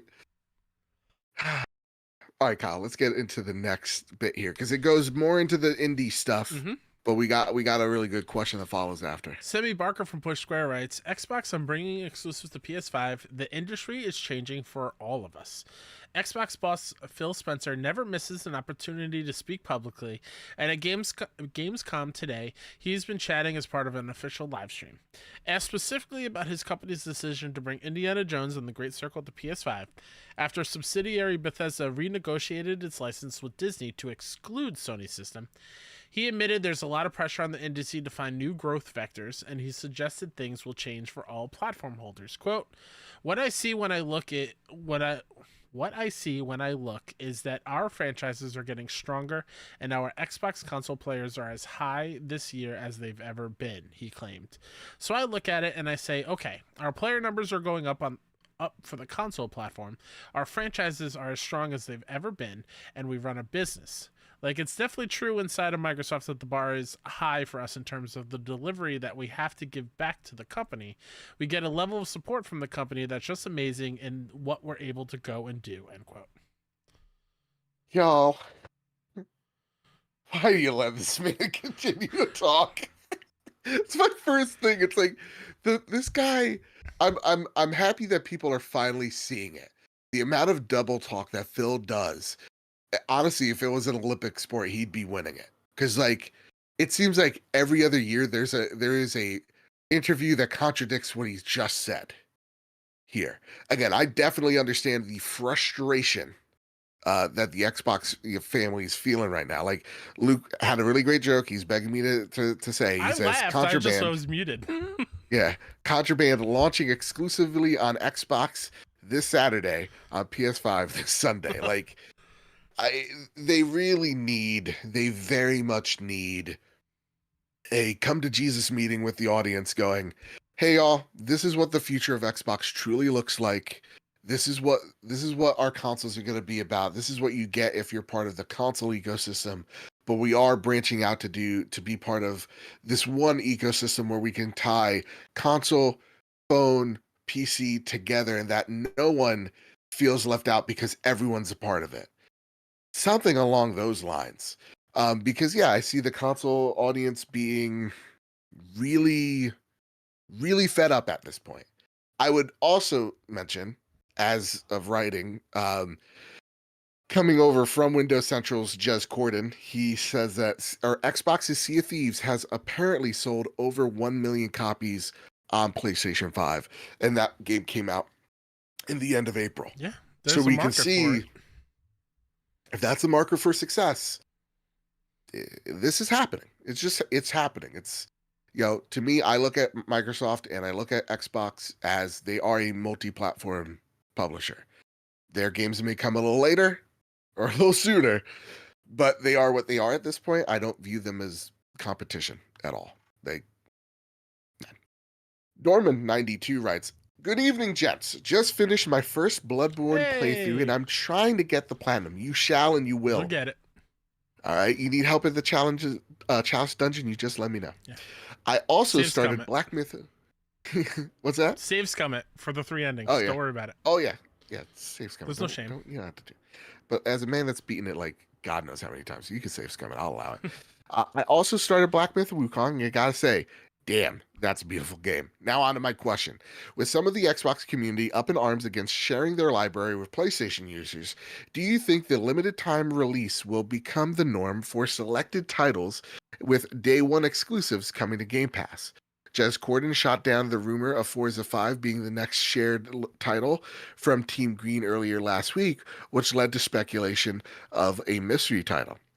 With indie coming to PlayStation 5, could Avowed be next? It's not a huge IP, but it could only benefit positive returns from a multi-platform release, we hope. I'm happy to hear indie coming to PlayStation 5. I'll probably pick it up for PC, for Steam Deck, and PS5. Take care, guys, and keep gooning to the moon. Goon to the moon, baby! P.S. Kyle. Hearing Kyle lose his shit over banger/swanger debate is well worth the price of admission through your Patreon. Dude, seriously, our Patreon freaking slaps. I'm very it's proud. A good time. Yeah. God, again, the latest top tier episode on Patreon is possibly one of my favorite episodes we've ever done, just ever. It's pretty good. It's stellar. That said, I mean, what is this? Is indie ushering the new norm for Xbox that, hey, the game's going to come out on Xbox first, 6 months to a year on PlayStation? Or is this still a case-by-case basis? What do you think? I still think it's case-by-case, because isn't Doom day one on PS and Xbox? Yes. So yeah, Doom is day one, yeah. So even there, it's so inconsistent with... what they're doing. Like, I feel like they don't have a solid plan. I wish they would kind of stick to one and just, it's a blanket thing, but until it becomes, I say it's the rule of 5. I feel like once we get to the 5th one, we'll get a cadence and understand where they're at.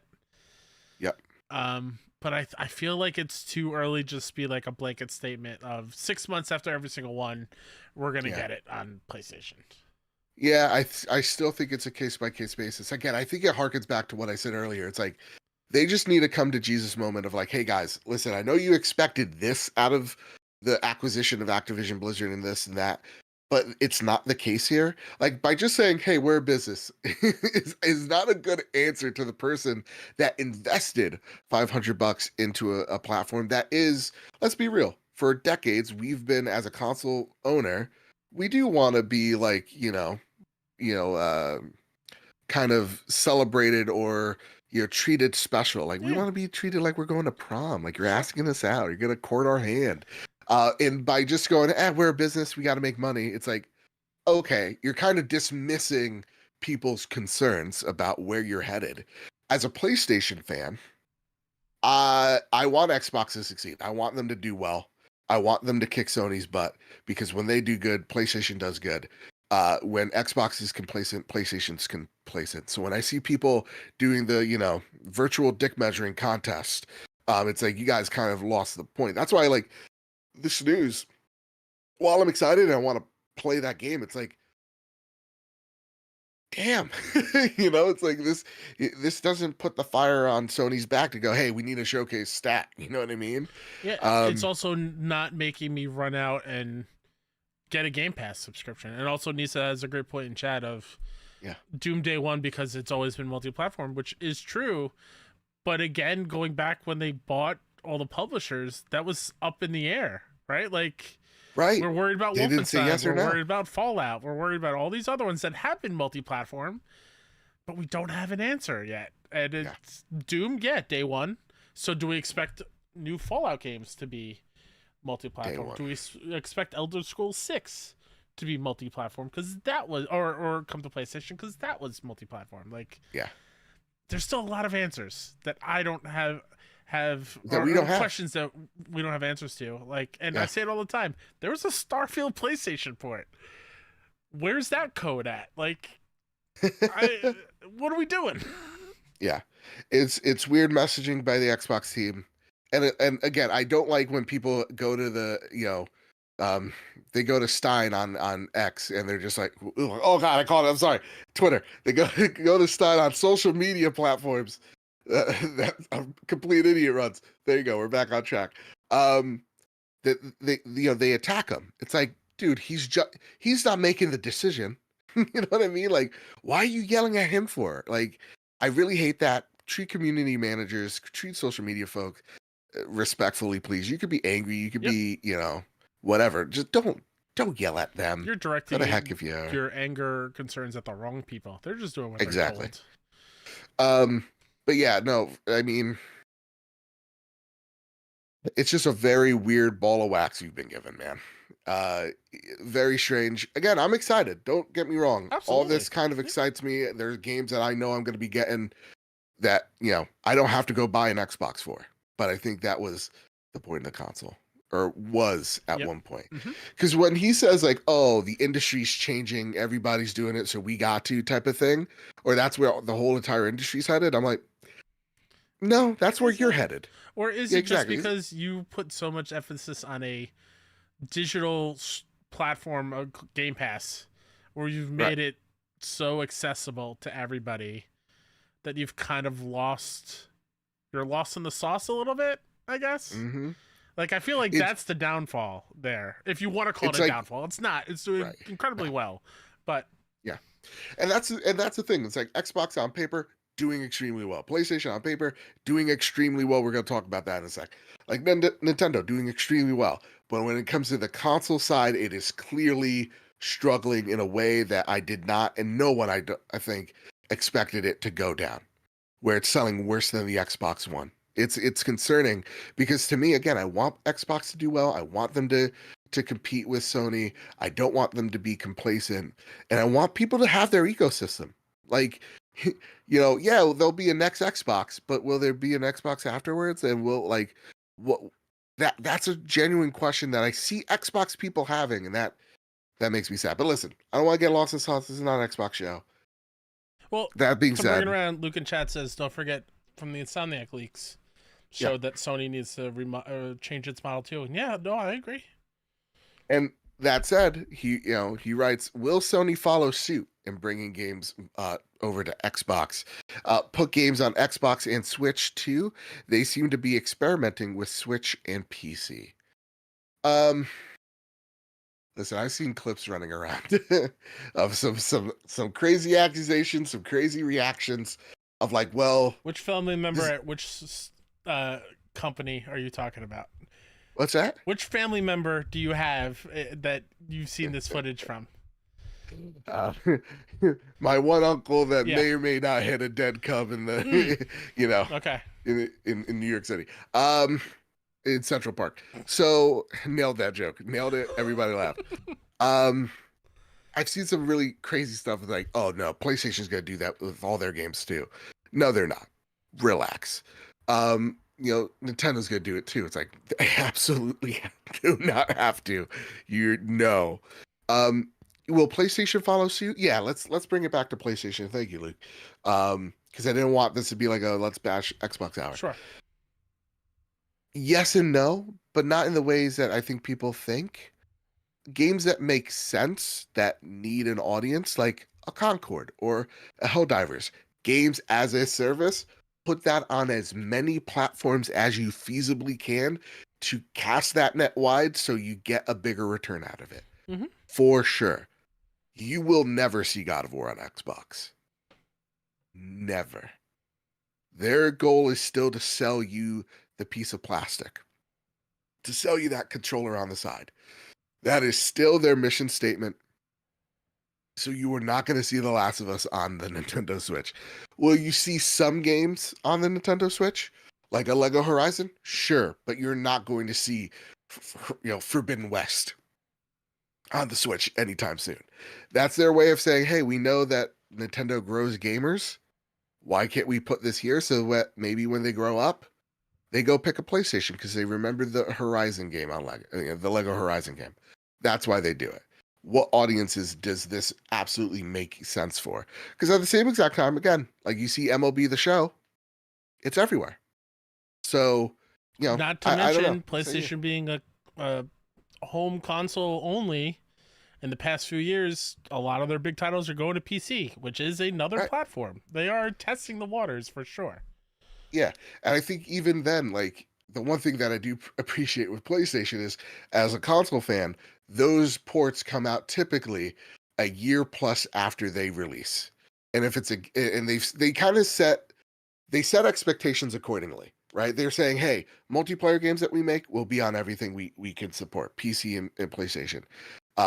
Games that core PlayStation experience games that and love, will come to PC at a later date. It's not 3 or 6 months afterwards. It's like a year, 2 years afterwards. And that makes it so that, investing in the PlayStation, sure, I can get Returnal on PC, but that came out years after it came out on PS5. So you feel like you're still getting your investment's worth of your PlayStation. So I don't know. That I don't see them ever making one of their core, like, ratchet. No, actually, you know what? I'm also like, question. Go for it. I'm totally okay if they follow suit and it's a 6-month window before it goes anywhere else. I feel like past Kyle would have told what I'm about to say that I'm dumb. Sure. But like, as long as I get the option to play on my console of choice first, fine. Because if I'm excited about it, I'm day one anyway.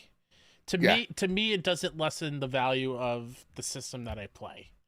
Like, they're giving me that option to be a quote unquote early adopter for the game. Sure. Like, I'm that's the one complaint I've been seeing about indie. It's like, well, by the time how modern games are, by the time this thing gets all patched, the best version is going to be the PS5 version at launch or whatever. I don't follow that train of thought because it's too pessimistic of a view about video games. I mean, I wouldn't be okay with 6 months. I'm gonna be real. I'd be okay with like a year plus. But yeah, I do think we find a reality where in time, I'm not saying 5 years, I'm saying like more like 10, you'll see PlayStation put their games on PC either day and date or very close. I'm not saying the foreseeable future for people that are going to type really angry comments at me. I'm saying shit I cannot see 10 plus years ago. I remember Mark Cerny and I think even like Steve Jobs had like similar trains of thought of like, I can't predict if you talk about tech, I can't predict what's going to be the mainstream thing in 5 years, let alone 10. So for me, it's literally throwing a dart, closing my eyes, throwing a dart at a board saying, you know what? The future's so murky 10 years from now, I could be living on a cloud. Right? So I think very far in the future, sure. Never say never. I would have never said that Xbox is going to put their exclusives on PlayStation. A lot of wishful thinking, but it's happened, So yeah, that's all I gotta say. Again, cool that we're getting ND. I think PlayStation fans are going to adopt it, as we see with Sea of Thieves selling over 1 million units in 2 months. That's a 7-year-old game doing really well. So yeah. Great, but again, I do feel the sense of confusion from the Xbox fans for sure. I get it. Kyle, do you want to read the next piece, or actually, we'll take turns. You read the first one, I'll read the second one. You read the third one. Does that make sense? Sure. Yeah. Yeah. Sorry, I have to find my place. I saw something that we needed to add to Flash News, so I wanted to make sure I got it in there. Fair enough. It's return. I'll read the first one. Don't worry. Return to that special place with Silent Hill 2 PS5 story trailer and previews are out. GameSpot writes, in short, I was incredibly impressed by the time I spent with Silent Hill 2 Remake. It's surreal, cerebral, horrifying, grotesque, of all of the things that made the original such a remarkable title, not only for Konami, but for the horror genre in general. Considering I was resigned to the game's beginning hours, and it's worth noting here that I'd estimate we're looking at an 8 or so hour experience in total based on what I managed to accomplish within 3 or so hours given. It's hard to tell if the game will nail its tone and message, if the central plot twists will remain as vile and as unnerving, and the studio will hopefully commit to recreating a suffocatingly psychological hell above all else.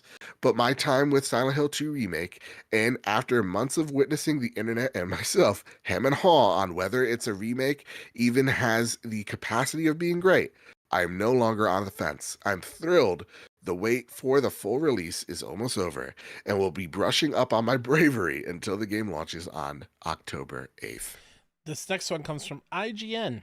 As a remake, Silent Hill 2 falls more in line with Bluepoint's faithful Shadow of the Colossus rather than Capcom's rejuvenated Resident Evil 2. It substitutes bold new swings for a slavish dedication to the original, which is by no means a bad thing, just not the radical step some might expect.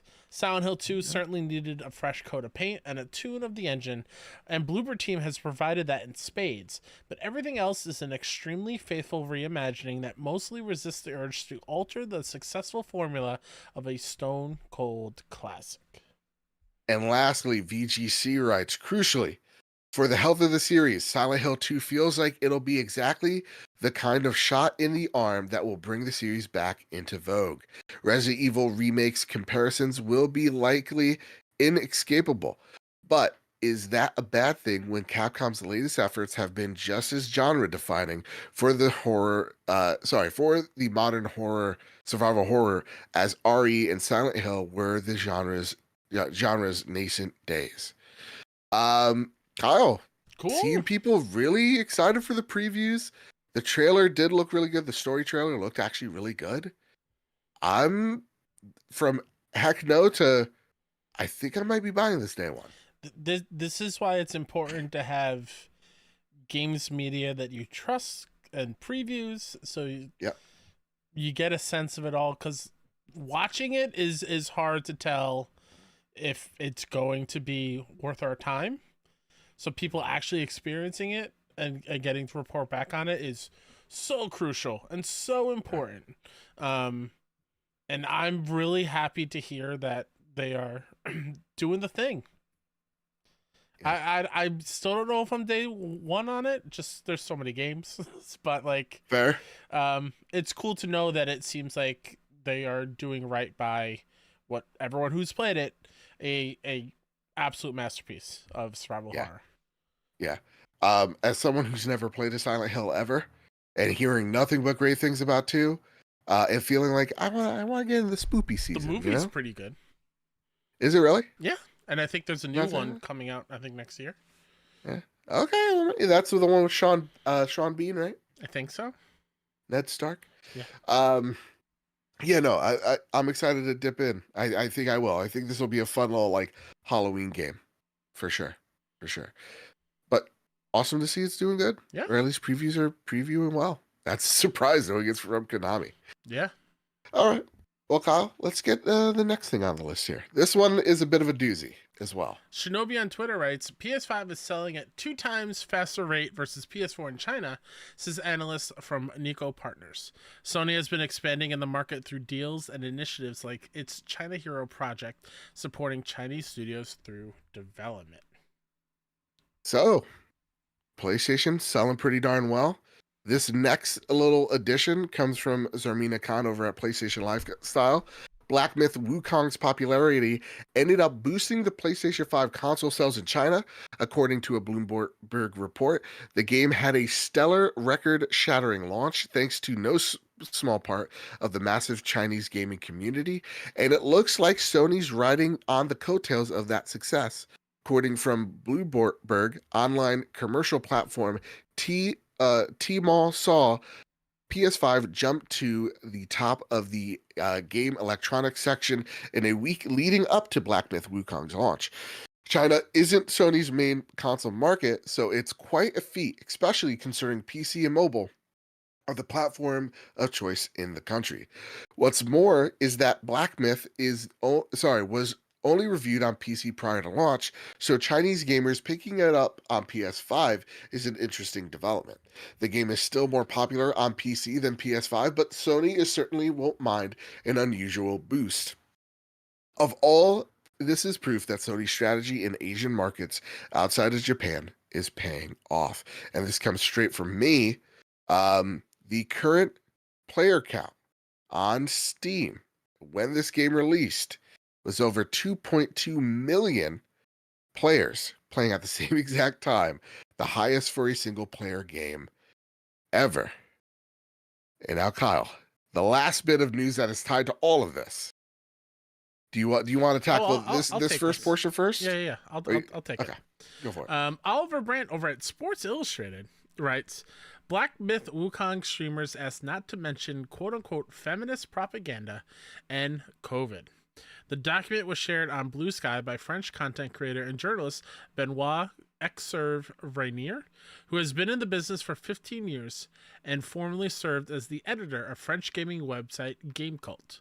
Rainier published a video discussing the document and said that he would not be showing the game on his channel outside of the aforementioned video.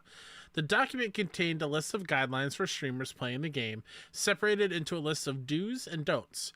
The do's list contained just one item, enjoy the game, while the don'ts list contained a number of strange requests, such as do not insult other influencers or players, do not use any offensive language or humor, do not include politics, violence, nudity, feminist propaganda, fetishization, I butchered that word, and other content that instigates negative discourse. Do not use trigger words such as quarantine or isolation or COVID-19, and do not discuss content related to China's game industry policies, opinions, news, etc. Man, oh man. Wow. Even with all the controversy that has surrounded this game, yeah, it's extremely popular. Yeah. 2.2 million people. And yes, 88% of it, I think if someone did the math, 88% is, mostly Chinese folks enjoying this game, which is awesome. It, cool. Celebrates your culture and all that jazz. Mm-hmm. Happy for you. Even if you took that metric out, that's 240,000 people playing this game in Western territories. That's still a huge success. Yeah. It's a moneymaker. Like any single player game, any multiplayer game would love those numbers. Mm-hmm. Jiminy, shut up. Oh, is Jiminy chipping and chirping? He's back. Damn it. But no, this is awesome. Great. Oh, now that you mentioned it, now I hear Jiminy. For those who don't know, I get a cricket in my basement around this time every year, and he's back. August to September. Yeah. We were supposed to get a PC for Kyle by this time. It's fine. But patreon.com/PS Trophy Room, so Kyle could afford a PC that allows for the audio cancellation, so that we don't hear Jiminy on our end. That'd be really great. Anyway, but like first let's break it down piece by piece. Seeing PlayStation do well in China and seeing them do well outside of markets that's not just Japan is awesome. Seeing them invest in places like China, South Korea, now the India Hero Project, awesome. This is fantastic. This is how you grow the market. I saw one of the folks of Baldur's Gate go like, y'all don't understand. There's other markets than just European, North American and Japan. Like, invest in localization in other places and you will be rewarded for it. And I feel like that's what's happening here with PlayStation. So that's awesome to see. Awesome to see console sales up. Awesome to see this game take off. But I know what you want to talk about now. What do you want to talk about? You want to talk about the do's and don'ts? This is dumb. I'm with Dewani in chat. Like, how do they expect to police this? Do they have somebody to watch this, every single stream, the entire stream, the whole time? And also, like, what do they mean by feminist propaganda? That women deserve equal rights? Like, I don't understand. I feel like that's not a foreign thing to say. Like, I don't know. That's weird. Offensive language? So you're telling me if I'm streaming this game, I can't say fuck? Right. It's like, what do you mean here? It's all very vague. And like, right. I feel like you are doing more harm including these things, such as, and I can't believe they use this unironically, trigger words. Oh, I thought you were gonna say fetishization. Like, no, I mean, Wukong's gonna be wearing a bra. No, like it's what people are going to, you know, they love what they love. Oh, wow. Yeah, go find Jiminy, kill him. Now that you said it, I didn't hear him before. Now I hear him. He's allowed to say, I want to kill his ass. I'm not gonna yuck anyone's yum. But that's going to happen regardless whether or not they want people to do it or not. Right.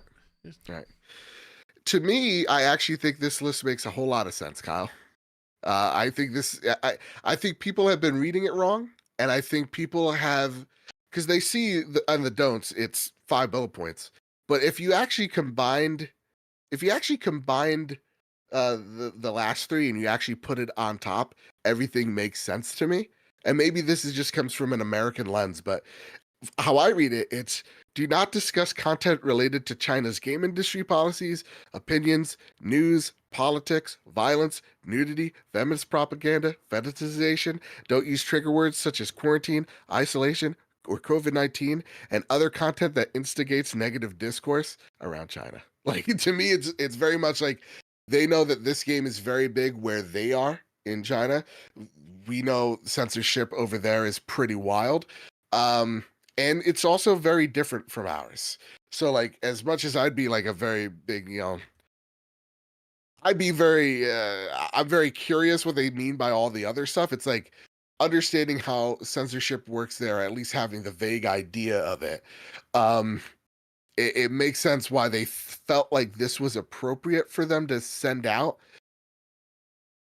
At the other side of it, it seems like this is coming from a head of a studio that doesn't trust, or because they're Chinese, never heard of the Streisand effect of like, if you say don't mention this, people are going to mention it.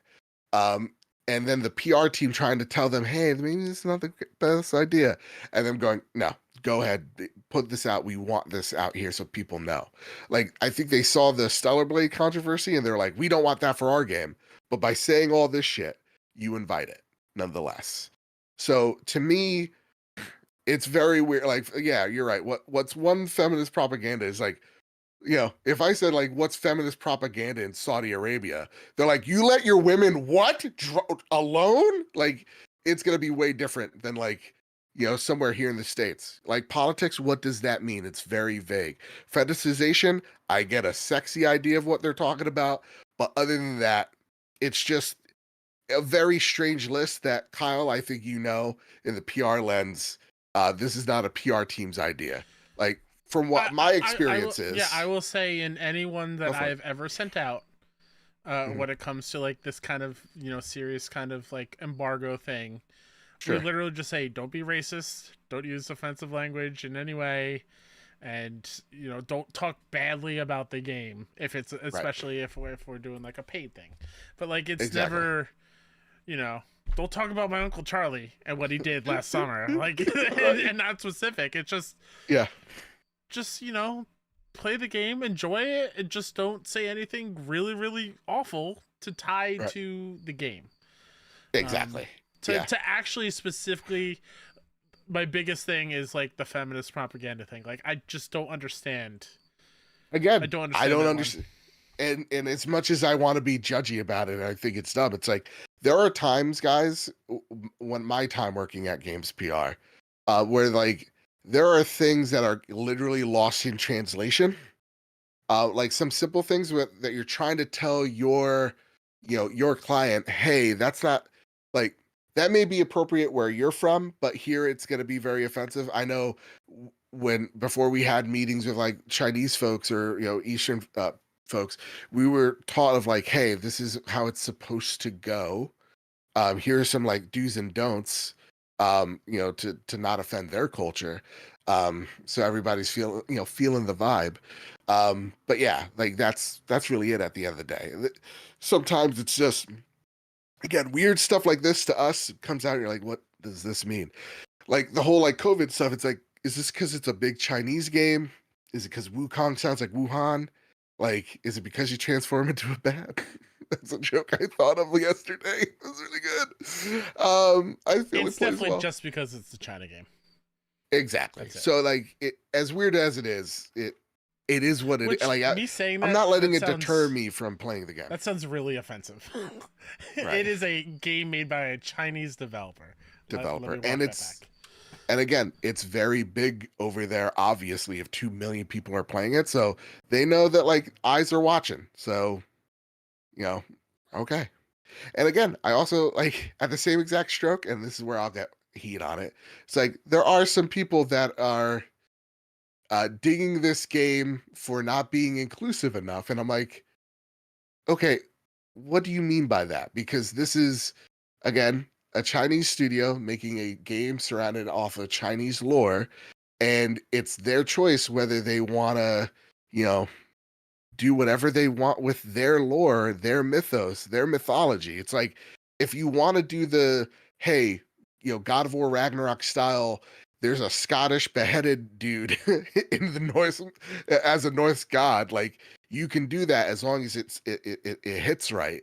Or you could stick strictly to, this is a Chinese folklore, we want Chinese characters in here because that's what this game is, and again, localization's very expensive, so like, we'll take what we can get here.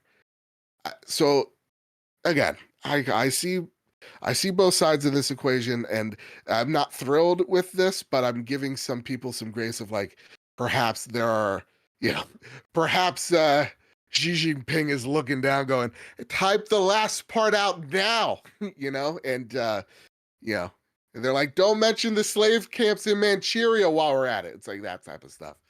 Yeah. So, and Taiwan, don't even talk about it. Tibet, what? No. So, those things. So I'll give them a little bit of grace. I'm not losing my goddamn mind over this. I'm tired of being angry about shit that isn't all too important. That said, Duane Rocksha writes in, gents, the record-breaking Black Myth Wukong is digital only. It's not the first game to be digital only, but it's far away from being the most successful at launch. I feel like this might be a big sign for big publishers that physical releases are no longer required. How are you feeling about it? Kyle Stevenson, this one must shake you to your core. I tried to go into GameStop and actually pre-order this game, and they're like, Black Myth what? I'm shocked. Did they not announce a collector's edition for this game at SGF? They did, but it looks like it may have only come with a code. Ugh. Yeah, that's what I thought too. I'm like, oh, collectors, then it must have. Which again, you're when I bring up a big stink of like collector's editions coming with a code, you're like, oh, don't worry about it, Kyle. It's like the norm. Yeah. But now you're upset over this one. I mean, it sucks, man. Like It's weird. I'll say it. It's weird. I feel like people who want collector's edition or physical stuff, let them have their thing. Like, I don't understand. I feel. I mean, unless it's weird. It's like you can't financially manufacture the discs or whatever. I get that, and you want to wait until, you make money on the game, and then down the road you can get like a limited run release or somewhere else. Yeah. Fine. I understand that, but just straight up, not even like, I feel like they have money behind it, especially because they had 2 launch trailers today in Future Game Show and then Opening Night Live when the game's already out. Like, they got some money. Yeah, they definitely do. Is this? I mean, man, I walked into a Best Buy the other day, and it was the most. I mean, it was like I was walking into a communist country. I don't know. I'll use the example China, and there's like 3 things on the shelves. Well, thanks. We're not getting a code for the game now. Oh no! Damn it! I believe all women should be paid equally. Oh damn it! Yeah, it's like if you go somewhere and you get this woman cashier, and you're like, your husband lets you work. That's nuts. God, I like having fun here, but yeah, no, it was really depressing. Like, jokes aside, like. You saw 5 games on a shelf. My Best Buy, like, my used Target, to be a proper country. my Walmart. Yeah. Games aside, don't have any movies ever. Even my Target and Walmart, Yes. they're gone. That Bro, annoys Best Buy is just full of washer dryers now. Oh, it's nuts. Sucks so much. It is weird. It's a really sad state of things, but like, Dewani, I hate to break it to you, brother. It's gonna get a lot sadder. You know. That said, I've been playing Black Myth Wukong. Okay. You want to know my thoughts, or you want to? They're wait? disabling your code now. Oh damn! They're watching this. Oh man, I made little Wukong monkey man. Also, into because we read the terms of service, and we mentioned the trigger words. Does that also count? Like, I don't know. Ironically, I'm not feeling good right now as we're podcasting. I think I'm coming down with something. I'm not even. That's not even a joke. I'm just saying. It's ironic. As we were talking about it, I felt a little sheepish. Yeah. Let me find a way to fetishize this in this moment of you not feeling well. Yeah, you blow your nose, you sick puppy. But yeah, no, I've been playing Black Myth. You want to wait for that for what you've been playing? You want me to talk about that? You've been playing a lot, so let's tackle this one here. Is it? I think my one, not complaint. It's definitely not a complaint because I haven't played it yet. My one piece of like curiosity is, whenever I saw it, it didn't feel like an actual video game. Right. It felt like one of those fake, let's make a video game for this movie or TV show or whatever. Yeah. How competent is it like in its gameplay? Dude, this game's really, really fucking good. Like, it's insanely competent. I've seen a lot of people asking the question, is it a Soulsborne thing? Is it a Sekiro or whatever? It shares more common DNA with something like a God of War than it does with something like a Sekiro, where I would say difficulty-wise, it feels like God of War on hard mode, not give me God of War mode, where like it allows you to make mistakes. If you die, it doesn't reset your, you don't have to find the guy to get all your chi or whatever you drop or your experience. It's very much a, hey, you died, go back to the boss, try to kick his ass. The combat is super, super competent. It's really intricate. There's so much to upgrade from your little Wukong boy. And it's incredibly fluid and smart. To me, I've seen a lot of people call this like a boss rush game. You fight a lot of big characters. You have a lot of boss fights. Like, I'm on the end of Act 2 and I fought easily over like 24 bosses. Each one feeling really, really cool. Pretty like big and bombastic, but at the same exact time approachable. And then you find these little mini bosses in the world as well. They're like little secondary bosses that are sometimes harder than the real boss you're fighting, but it all feels really good. The combat itself feels incredibly competent.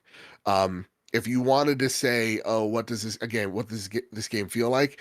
Picture God of War, not as flashy, like, I'm not throwing my stick around and catching it midair, versus something that is more rhythmic like a Sekiro, but instead of parrying, you're focusing on dodging. And when your stamina meter runs out, you can still dodge just as effectively, but you won't be able to finish combos on enemies. And the combos are rather simple. It's like, spamming a square button, and then your final one's your heavy strike.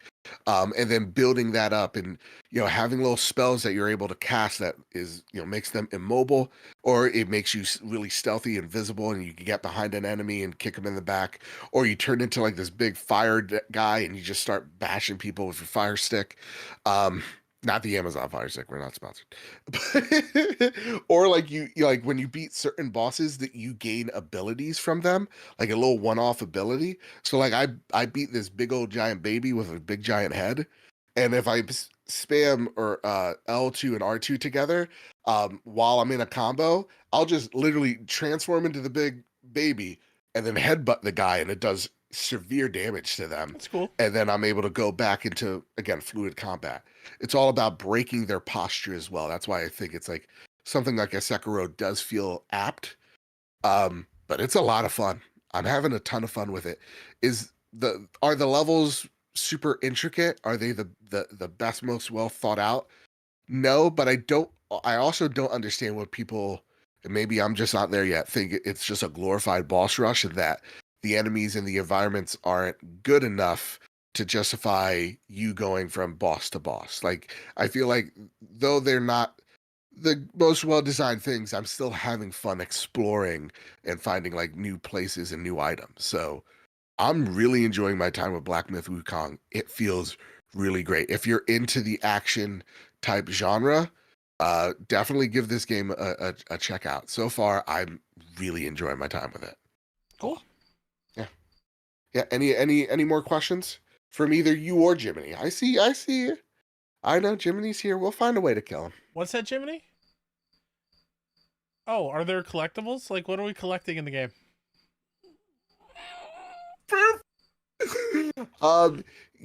Yeah, like there's like items that you're able to find, like and you're able to craft stuff with it, but not that I've seen. That it's like here's like a bobblehead. Yeah. Oh, he wants to know about the trophy list. Trophy list. So there's 82 on Steam, but there's 36 here. It seems like it's doable. But I'll report back. I've been earning a lot of them so far. I heard there is some collectible stuff, so I am interested to see if I can actually, plat this game, because I want right now. I want to, which speaks to how good the game is. Story, it is like Journey to the West. The voice acting when it's there. I'm playing in the English version. Yeah, Monkey Man. It sounds a little weird, but it's fine. It's passable. It's like Stellar Blades. It's like the story itself. It's like I know it. So I'm liking how it's translating really well. And some of like was following this guy that's like a decapitated head, but like he's singing this song in Chinese, and it just honestly, God, it rips, dude. So there's some cool characters for sure. It's not gonna win any awards though for like its story. This is very much like action first and foremost. It's fun. Jiminy wanted me to remind everyone to please play Enslaved Odyssey to the West as well. Another really beloved game of mine that tells the same kind of lore story of the folktale of the Journey to the West, I believe is what it's called. Fair enough. Okay, I like how you mute your mic. By the way, I see that you're very aware and very annoyed. I'm being very patient, but my face is probably very impatient. Oh no, yeah, you're like, I can't wait to find you, Mr. Jiminy, and kill you. I have nothing to throw at him. I was looking around, like I have nothing. Well, that's the thing. If it was me, I'd be scared. Like, I hate insects, so like I'd be like, where the hell is he? He's scaring me. Like it would. No, I wouldn't mess with that. Trust me, for a sec. I'm gonna find him once we're done. Like, can I just tell you a quick story before we get into the flashes? I know we're going long, but I like the show. One time in middle school, my grandpa was picking me up to go to school, right? And I'm sitting on the toilet. You can understand what I'm doing. That's a great idea, by the way. Oh yeah, I'm pooping, and I see all of a sudden as I'm pooping, I'm finishing up my business, whatever. A grasshopper jumps on me. He was just hiding in the back. I flipped out. I pissed all over myself, dude. I'm not gonna lie. Little Joe came out, pants to the ankles, Donald ducking it. Just freaking out because a grasshopper landed on me, dude. Oh, that's hilarious. And my grandpa literally had to come and kill it because, again, like 6th grade, 7th grade Joe couldn't handle the grasshopper. And my grandpa's like, I was shot at by fascists, and now I see my spawn just, what will carry my lineage into the future. Here in chat says we need cricket merch. So along with Dune to the Moon, we should get some Jiminy shirts. Okay. Give us Nisa, like, real talk. Nisa? I can't pronounce this shit. I'm sorry. Give us ideas. Like, in the Trophy Room Discord, give us ideas. Maybe you get a little Jiminy icon in there. Jiminy shirt. Maybe he's wearing a little, like, maybe it's a silhouette of us at, like, a in studio, like, table with mics. Yeah. And there's a third chair, and it's Jiminy. With his own little Jiminy our third chair? Yeah. Oh my God! Here's our new co-host, Jiminy the Cricket. Jiminy, could you tell the audience about yourself? Really? That's when you decide to be shy? You son of a bitch. No, he's going. He's just a little lower. Oh, fair enough. I can't hear him there. All right, time for some flash news. Kyle, are you ready? Gotta go fast. Gotta run. Okay. Until Dawn, PS5 PC release date, and new content revealed. This comes from Zermina Khan over at PS5 Style. Just a little bullet points here. Apparently, Until Dawn, PS5 version, remake, whatever have you, coming out, rebuilt and enhanced on October 4th, my birthday, which is dope.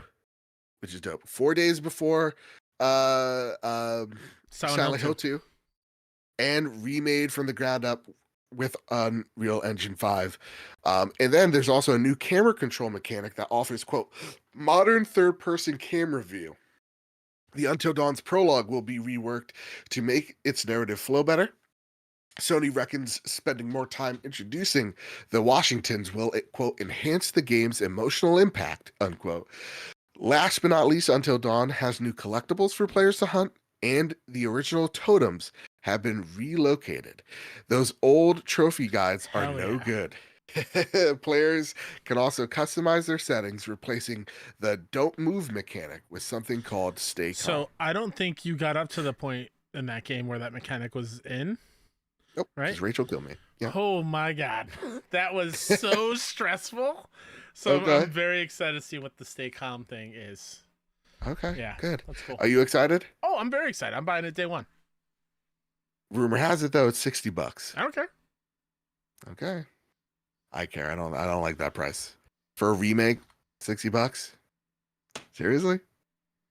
Again, they're putting more work into it. They've hit the things we've seen, the side by sides. It seems substantial. All right, I'm okay with that. Fair enough. Hey Kyle, would you like to read this next bit of flash news? I would love to. Please. This comes from Taylor Lyles over at IGN. Backyard Sports Revival officially announced by Playground Productions. Sports game fans rejoice. Backyard Sports, the iconic video game series known for making kid-friendly sports games, is back. In a press release, Playground Productions, the company currently holding the rights to the Backyard Sports IP, confirmed it was reviving the series, noting that the franchise is, quote, slated to return in the coming months, unquote.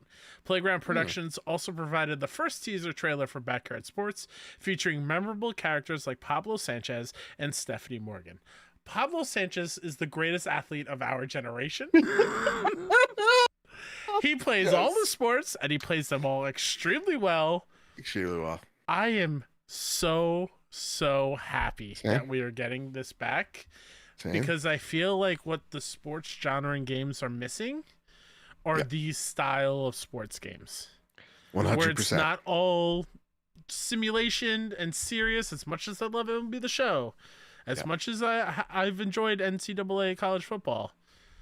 I want the more arcadey, fun, don't take it seriously sports games like Backyard, the Street series, Extreme Sports and SSX or Tony Hawk. Like, this made me extremely happy when I saw this.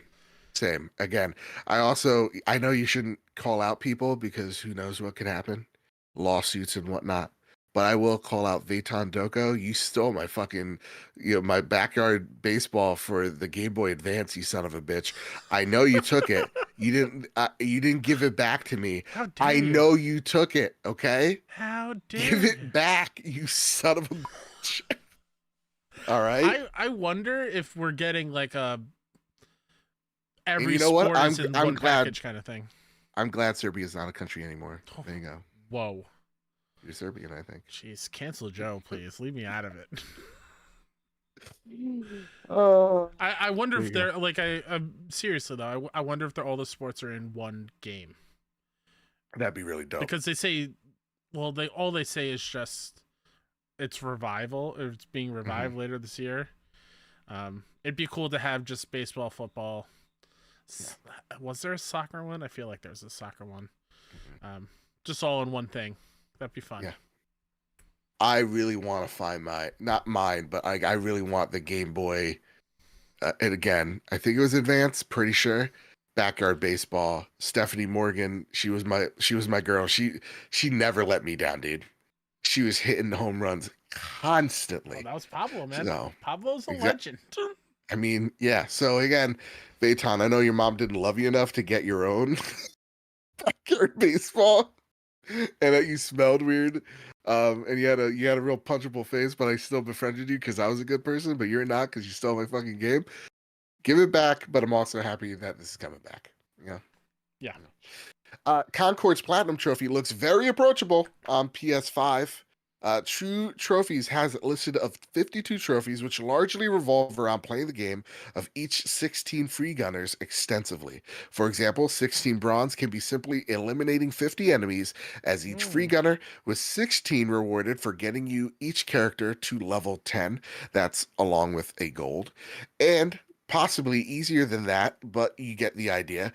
Outside of it, Line 'em Up Silver likely poses the biggest challenge, requiring you to eliminate 5 enemies in a row, which could take some time doing. Not if you're me. That comes naturally. Or you could jump in at launch and rack it up while everyone is equally bad. That's my plan. That's right. Friday comes around. In a row. Oh, easy. Easy.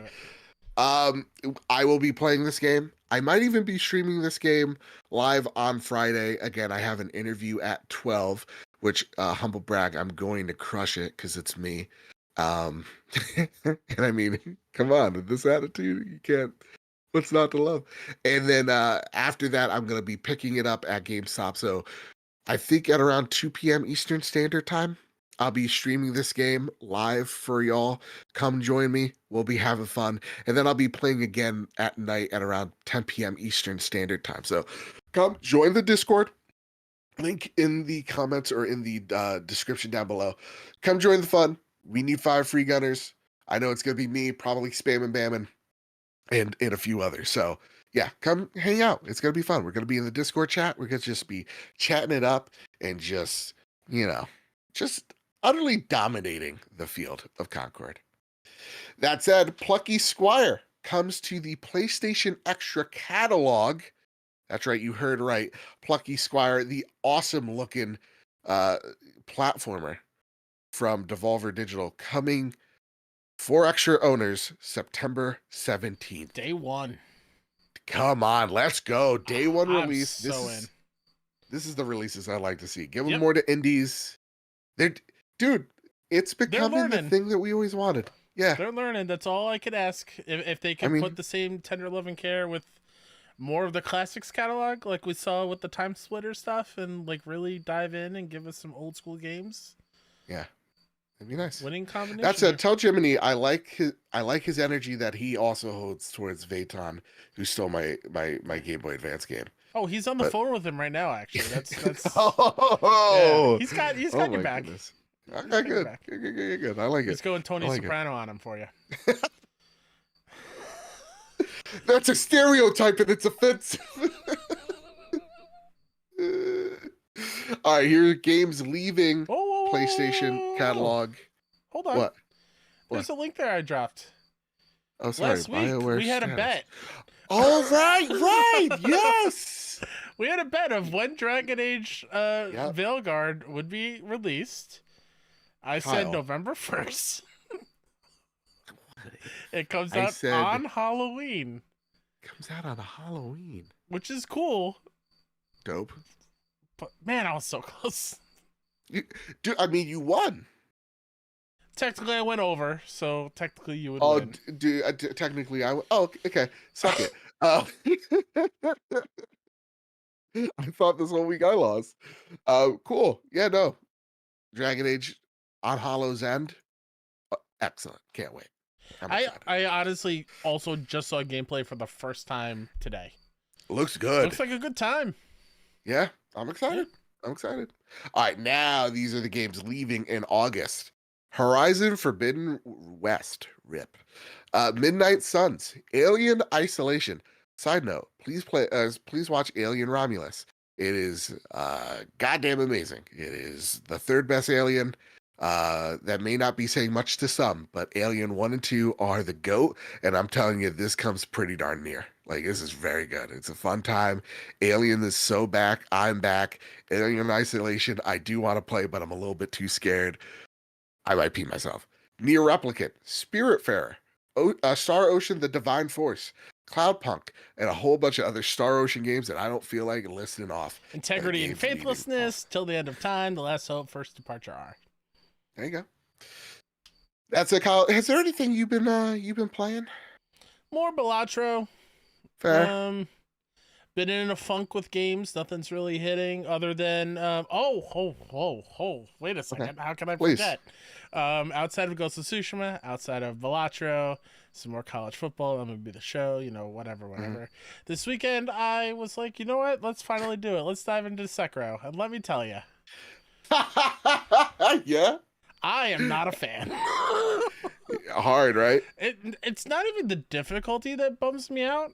It's I have no idea where I'm going. And I run into these mini bosses where I'm like, okay, I'm clearly not at the level that I need to be to beat them yet. Let me find another way. And I'm just running into the same level of mini bosses where I don't know what to do next. I don't know how to get more prayer beads without defeating those mini bosses. I'm trying my best. I feel like I'm wasting items on this early game that I'm gonna need later. With like the little confetti to fight like the headless enemies. Okay. Oh, dude, yeah, maybe you went in the wrong area. I'm trying to think of where you are. I'm trying to take every branch possible. Okay. Right? Like and I'm like at my wit's end because they're one-shotting me. And yeah, no, the headless enemies, like, you not just shouldn't headless, be like fighting them. Like I thought you'd be stuck on the big old boy with the cauldron. The cauldron. Yeah. He's like the first level boss. I think I've beaten the demon dude on the horse. Okay. I've beaten the blazing bull. Okay. But I can see why you're lost. But now I'm like, what's next? I don't know. Yeah. And I've also got these rot essences that I have no idea how to get rid of that are negatively affecting me. And talk to the old man. I did, and nothing's happening. Like, okay. I don't know. I just... But that's the thing. It's a FromSoft. It's got that thing where I can't stop thinking about it, but right, because it's so fucking good. It's frustrating, though. Yeah. And I kind of wish it was a little bit more like Souls games traditional, but I understand what they're going for. I don't know. We'll see. Maybe next week I'll sing a different tune, but can I get some praise for platting that game? Oh, 1,000,000%. I will never ever attempt that because I saw you have to beat it like 4 times. There's not happening. Yeah, I hate myself, dude. I hate myself so much. No. See, Dwayne HS's, I thought the rot was forever. Is it? Again, it's been so long. Because they each have like little texts of like, referencing other NPCs, I feel like. So maybe they can clear them. I don't know. It's just, it's weird. I think it's something you shouldn't worry about if memory serves right. It's something you don't... It gets rid of my unseen aid, so I don't lose everything all the time. Like, my chances are lower with those. I'm going to call on the forces of Sammy Stern if you're listening, my friend. Help Kyle. I know this is his favorite favorite game. Your memory's probably better than mine. Help my boy out. I don't know. Again, I might sing a different tune next week. Fair. I don't feel like I'm leveling up in a way that is beneficial to my gameplay style. And I'm getting the parrying down. Like, I've got that pretty well. Right. It's just everything else in between. I don't know. You're making me want to play it again. You complaining about it, I'm just like, yeah, it's really hard, but it's really made the right good. call back when that game came out. I returned that game and got control instead. Hell yeah, you did. Fair That's enough. A great call. Fair enough. You want to know what I've been playing besides Redacted and Wukong, which Redacted Star. I think I could say I'll play Star Wars. We'll talk about it next week. I've been playing this game called Proteus, There you go. That was the long-winded, like, what's the name of the game? Boomer Shooter, right?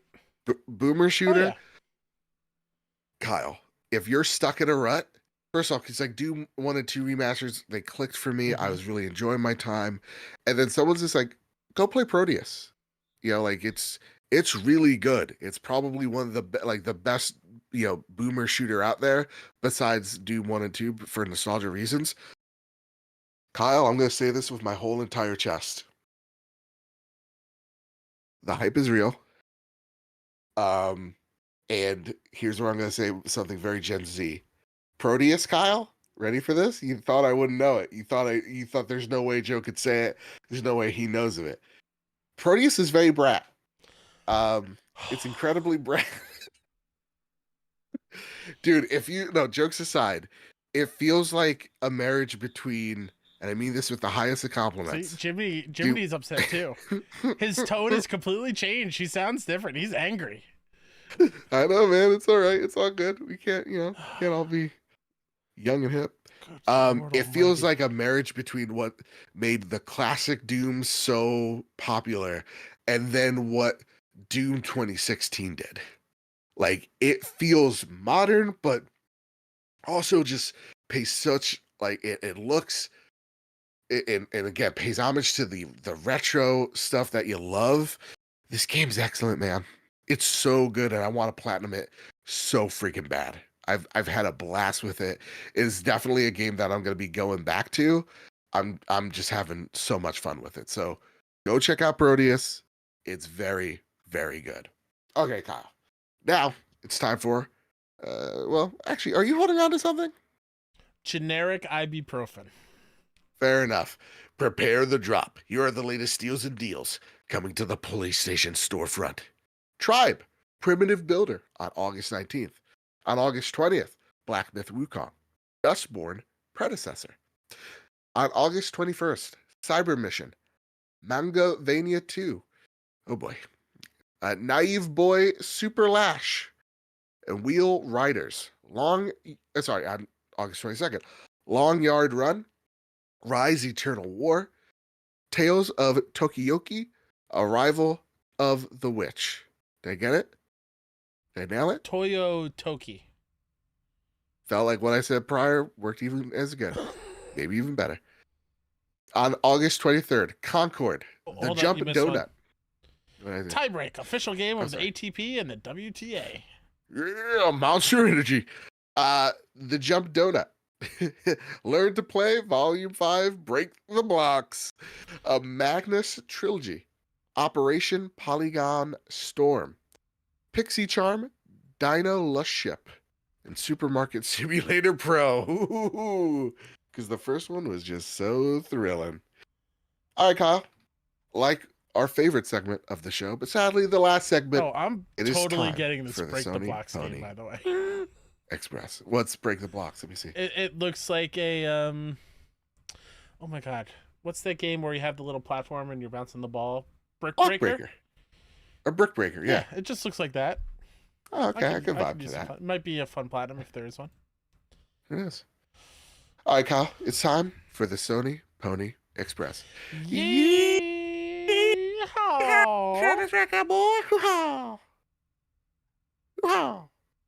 Melwin writes in. Arkanoid, thank you, Dorman. My question, can you guys beat my score in Concord's parkour mode? Time was 1 hour? 5? No, 1 minute, 1 minute, 5 5 seconds, 34 and 34 milliseconds. Yeah. I didn't know there was a Concord parkour mode. Parkour. PlayStation nailed a great hero arena shooter. We know they have fair games going for the heist genre. Marathon is Extraction, etc. What other games you think they'll enter? Racer? Ooh, good question. And that clip was impressive, my friend. Congrats. They got hero shooter. They got, like an extraction shooter that they're working towards. I don't want to see a battle royale, but I think Kyle will agree. We want to see a fighter. That was my answer. Yeah. Your own Evo. I want to see a Smash Brothers. Like, why not? Yeah. Yeah. Or little Astrobots dressed as them. I'll take that God, too. Yes, please. Yeah. Please. I think that'd be fun. I'm terrible at fighters, but I think that would be fun to have like a PlayStation specific one. If it's Smash equivalent though, I think we could again just copy it. Please don't have any shame. Okay? Everyone else does. Like, don't feel bad. Yeah, don't feel bad. Just do it. Multiverses copied. I think the Nickelodeon Brawl one copied. Like, right. It's fine. There. If it ain't broke, don't fix it. Exactly. What's the next question here? Jiminy also wants me to read this one. Excalibur. Hey there. Just want to say thanks for the stellar flying advice a few weeks back. Excuse me. Got through my flights with no issue. Yay. Fun side note. While in Florida, my Cuban mother-in-law literally asked if Nintendo was still making games after all these years. Anyhow, short question this week. Being a physical game collector, I've had the hardest time securing a financially responsible copy of The Messenger, preferably on Switch, but I'm open to a PS4 copy. Do either of you have a physical gaming white whale? Some game or merch you've been unable to get your hands on for years? Oh, I've got a couple. I got one on top of my mind. Yeah. It's a little Game Boy Advance game that a little fucking thief stole named Vaton. Piece of garbage. I know I already cursed before, but I want it back and I want that copy of the game. That's simple. Not a hard ask. That's funny. That's good. I can't find it anywhere. Maybe Vaton can help me out. You Dragon Ball Z ass have a name. You thief. Jesus Christ. Oh, what am I gonna do with you? Why am I still here? I don't know. Jiminy left too. He's like, I'm done. He's about to get canceled. 8 years of this bullshit I've been putting up with. The white whale one for me, it's easy. I feel so terrible for myself that I chose the other edition. It's the Last of Us post-pandemic edition with that statue. To me, that is the holy grail of collector's editions that I want so badly. Yep. I never will because it's way too expensive. The more gettable one, and I've been on the lookout for every PAX I go to, or I know if I'm in the city, I'll pop into a game store. Just because I was a fan of the game afterwards, and I wasn't smart enough to pre-order to get the Steelbook, I want the Control Steelbook. I don't have it. Yes. And I don't know where it is. I feel like it's probably easy to find. I just can't run into it. No, that sounds like it'd be difficult to find, to be honest. I'm open to taking Steelbooks. Like, they don't need the games in them. Yeah, exactly. I just want the Steelbook at this point. The Star Ocean 2 strategy guide as well. Because mine got ruined when I was younger, and it was my favorite thing. I would read that just for fun. I would love that back. I got one. Infamous 2 Backpack Limited Edition. Was going to get it at GameStop. Mm-hmm. I'm not going to name names. Anthony, the third key, you son of a bitch, you know I wanted it, and you got it instead? Come on. Also, use soap. That hair looked gross. There's also one that I don't know will ever, even if it exists. Mm-hmm. You might know this because you were working at GameStop. Maybe not when I was or around the same time. I could be wrong. Yeah. When Arkham Knight was coming out, were you working at GameStop around that time? No. Okay. No. Yeah. They had, and I had them both pre-ordered. They had 2 different versions of the collector's edition. Oh. They had the statue one, which I have, which is back there. They also had one that came with a Batmobile. Right, but the Batmobile wasn't up to their standards, and they canceled it. Yes, I want the prototype of that. That's a good one. Yes, that's a good one. I don't even know if that exists, but I want it. I love it. Yeah. We got two more questions. Solo writes in, last episode needed a record scratch soundbite. LOL.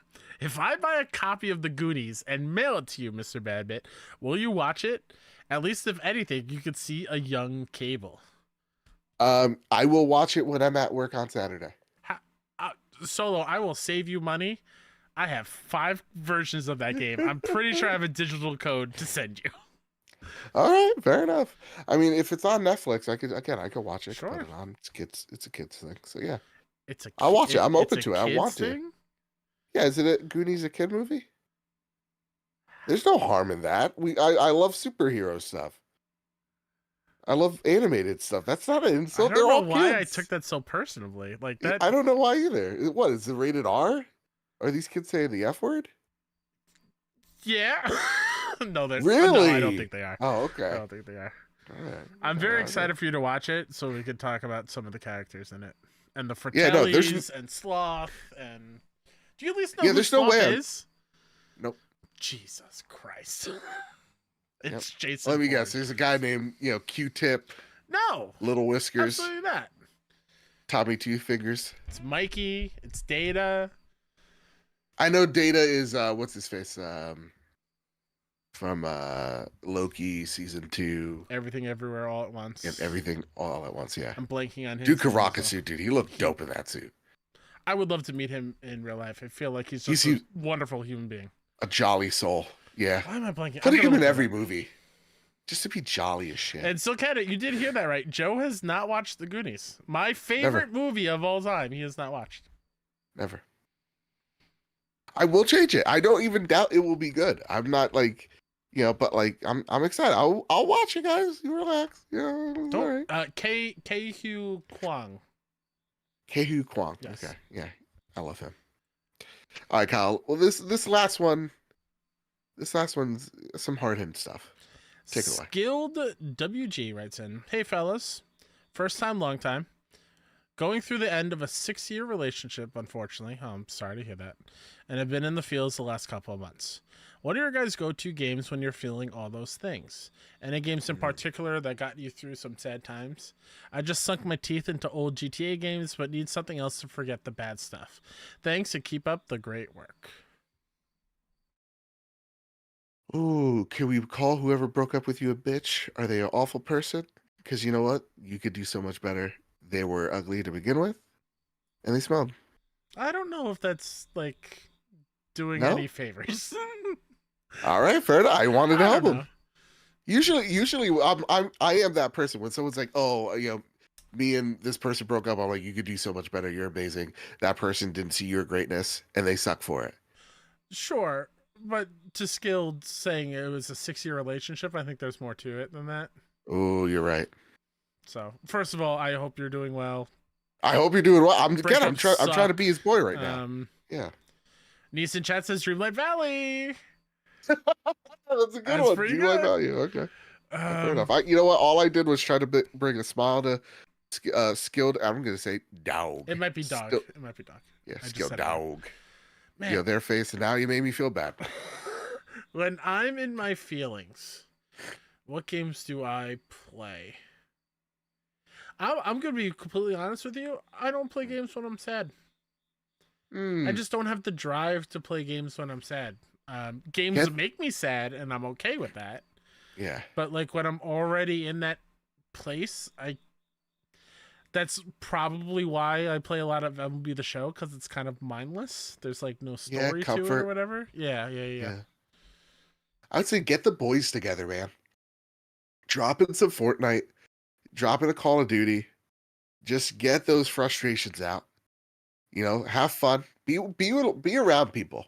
I think would be the number one thing. If you're able to, get out there. Not to say like meet a new person, no, but like go out there, be with your friends. If they're good friends, they'll know that you're distraught and whatnot, and they'll be there for you. Go.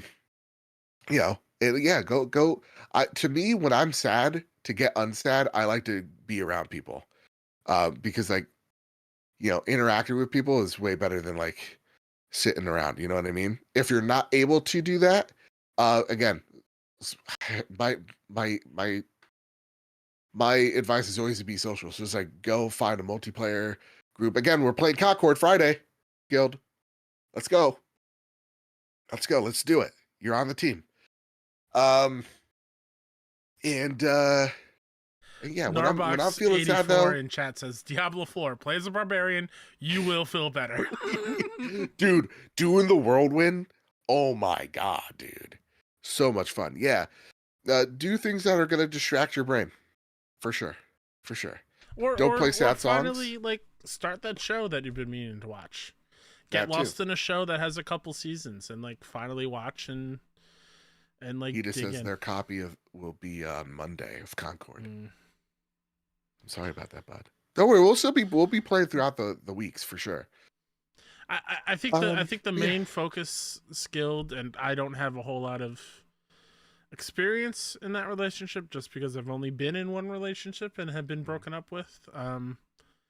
Just really focus on yourself and make sure you're taking care of yourself. I feel like whenever I get in a funk, the first thing that goes is taking care of me. Yes. So just, do the things, shower, brush your teeth, drink water. I know people listening are like, that's silly to say. Trust me, those are things that I didn't do all the time when I'm in a funk, and it sucks. Yep. But just look out for yourself, and it gets better.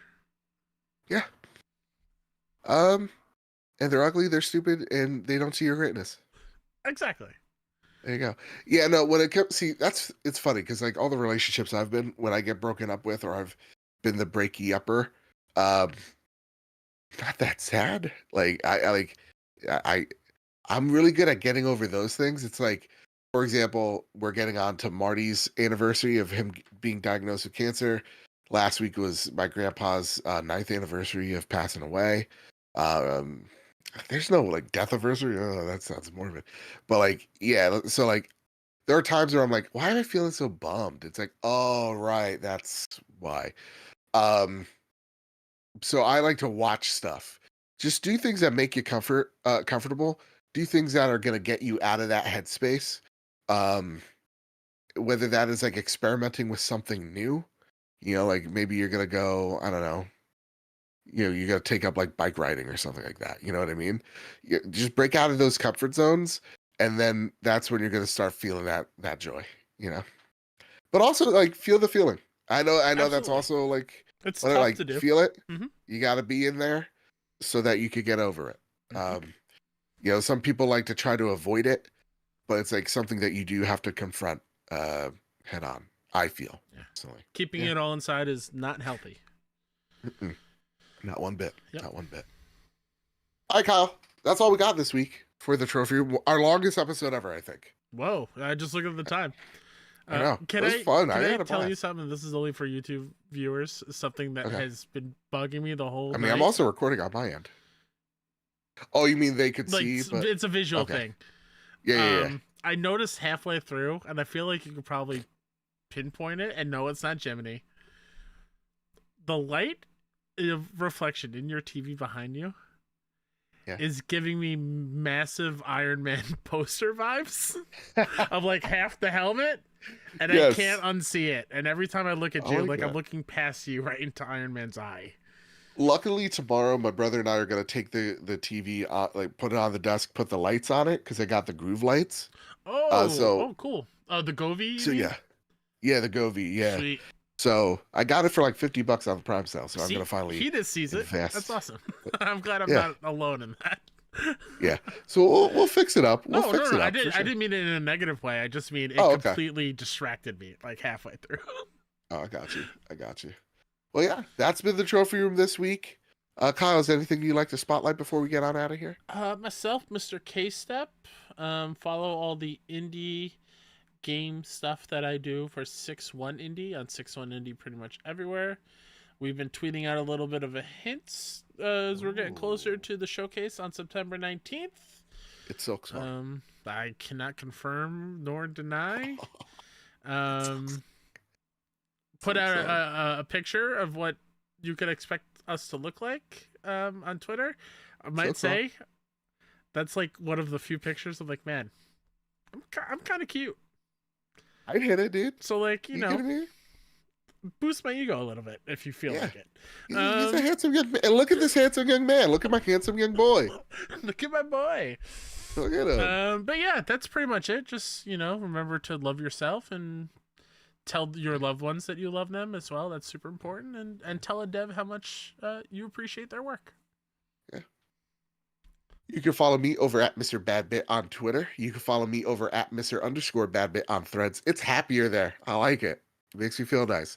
You can follow this show over on Apple Podcasts, on Spotify as well. You can rate us 5 stars on either Apple Podcasts or Spotify. Share it to us over at PS Trophy Room on Twitter. And you are entered to win a copy of Astrobot digital version. Also, if you've already reviewed us, no problemo. You're already automatically entered. And if you're a patron of the bronze tier and up, you are automatically entered as well. The giveaway ends on September 4th. So we will announce it live on the show. And yeah, help support the show whatever way you can, whether it's a like, whether it's a share, whether it's a hitting subscribe, a notification bell, or over at patreon.com/PS Trophy Room. We could really use your support, as we are an indie outfit of just 2 here covering all the PlayStation news. With all that said, with all that out of the way, everybody, keep it what's about you, keep hunting, and keep playing PlayStation. See you guys. Bye, I love you. What's that, Jiminy? Oh, he says a banger of a show.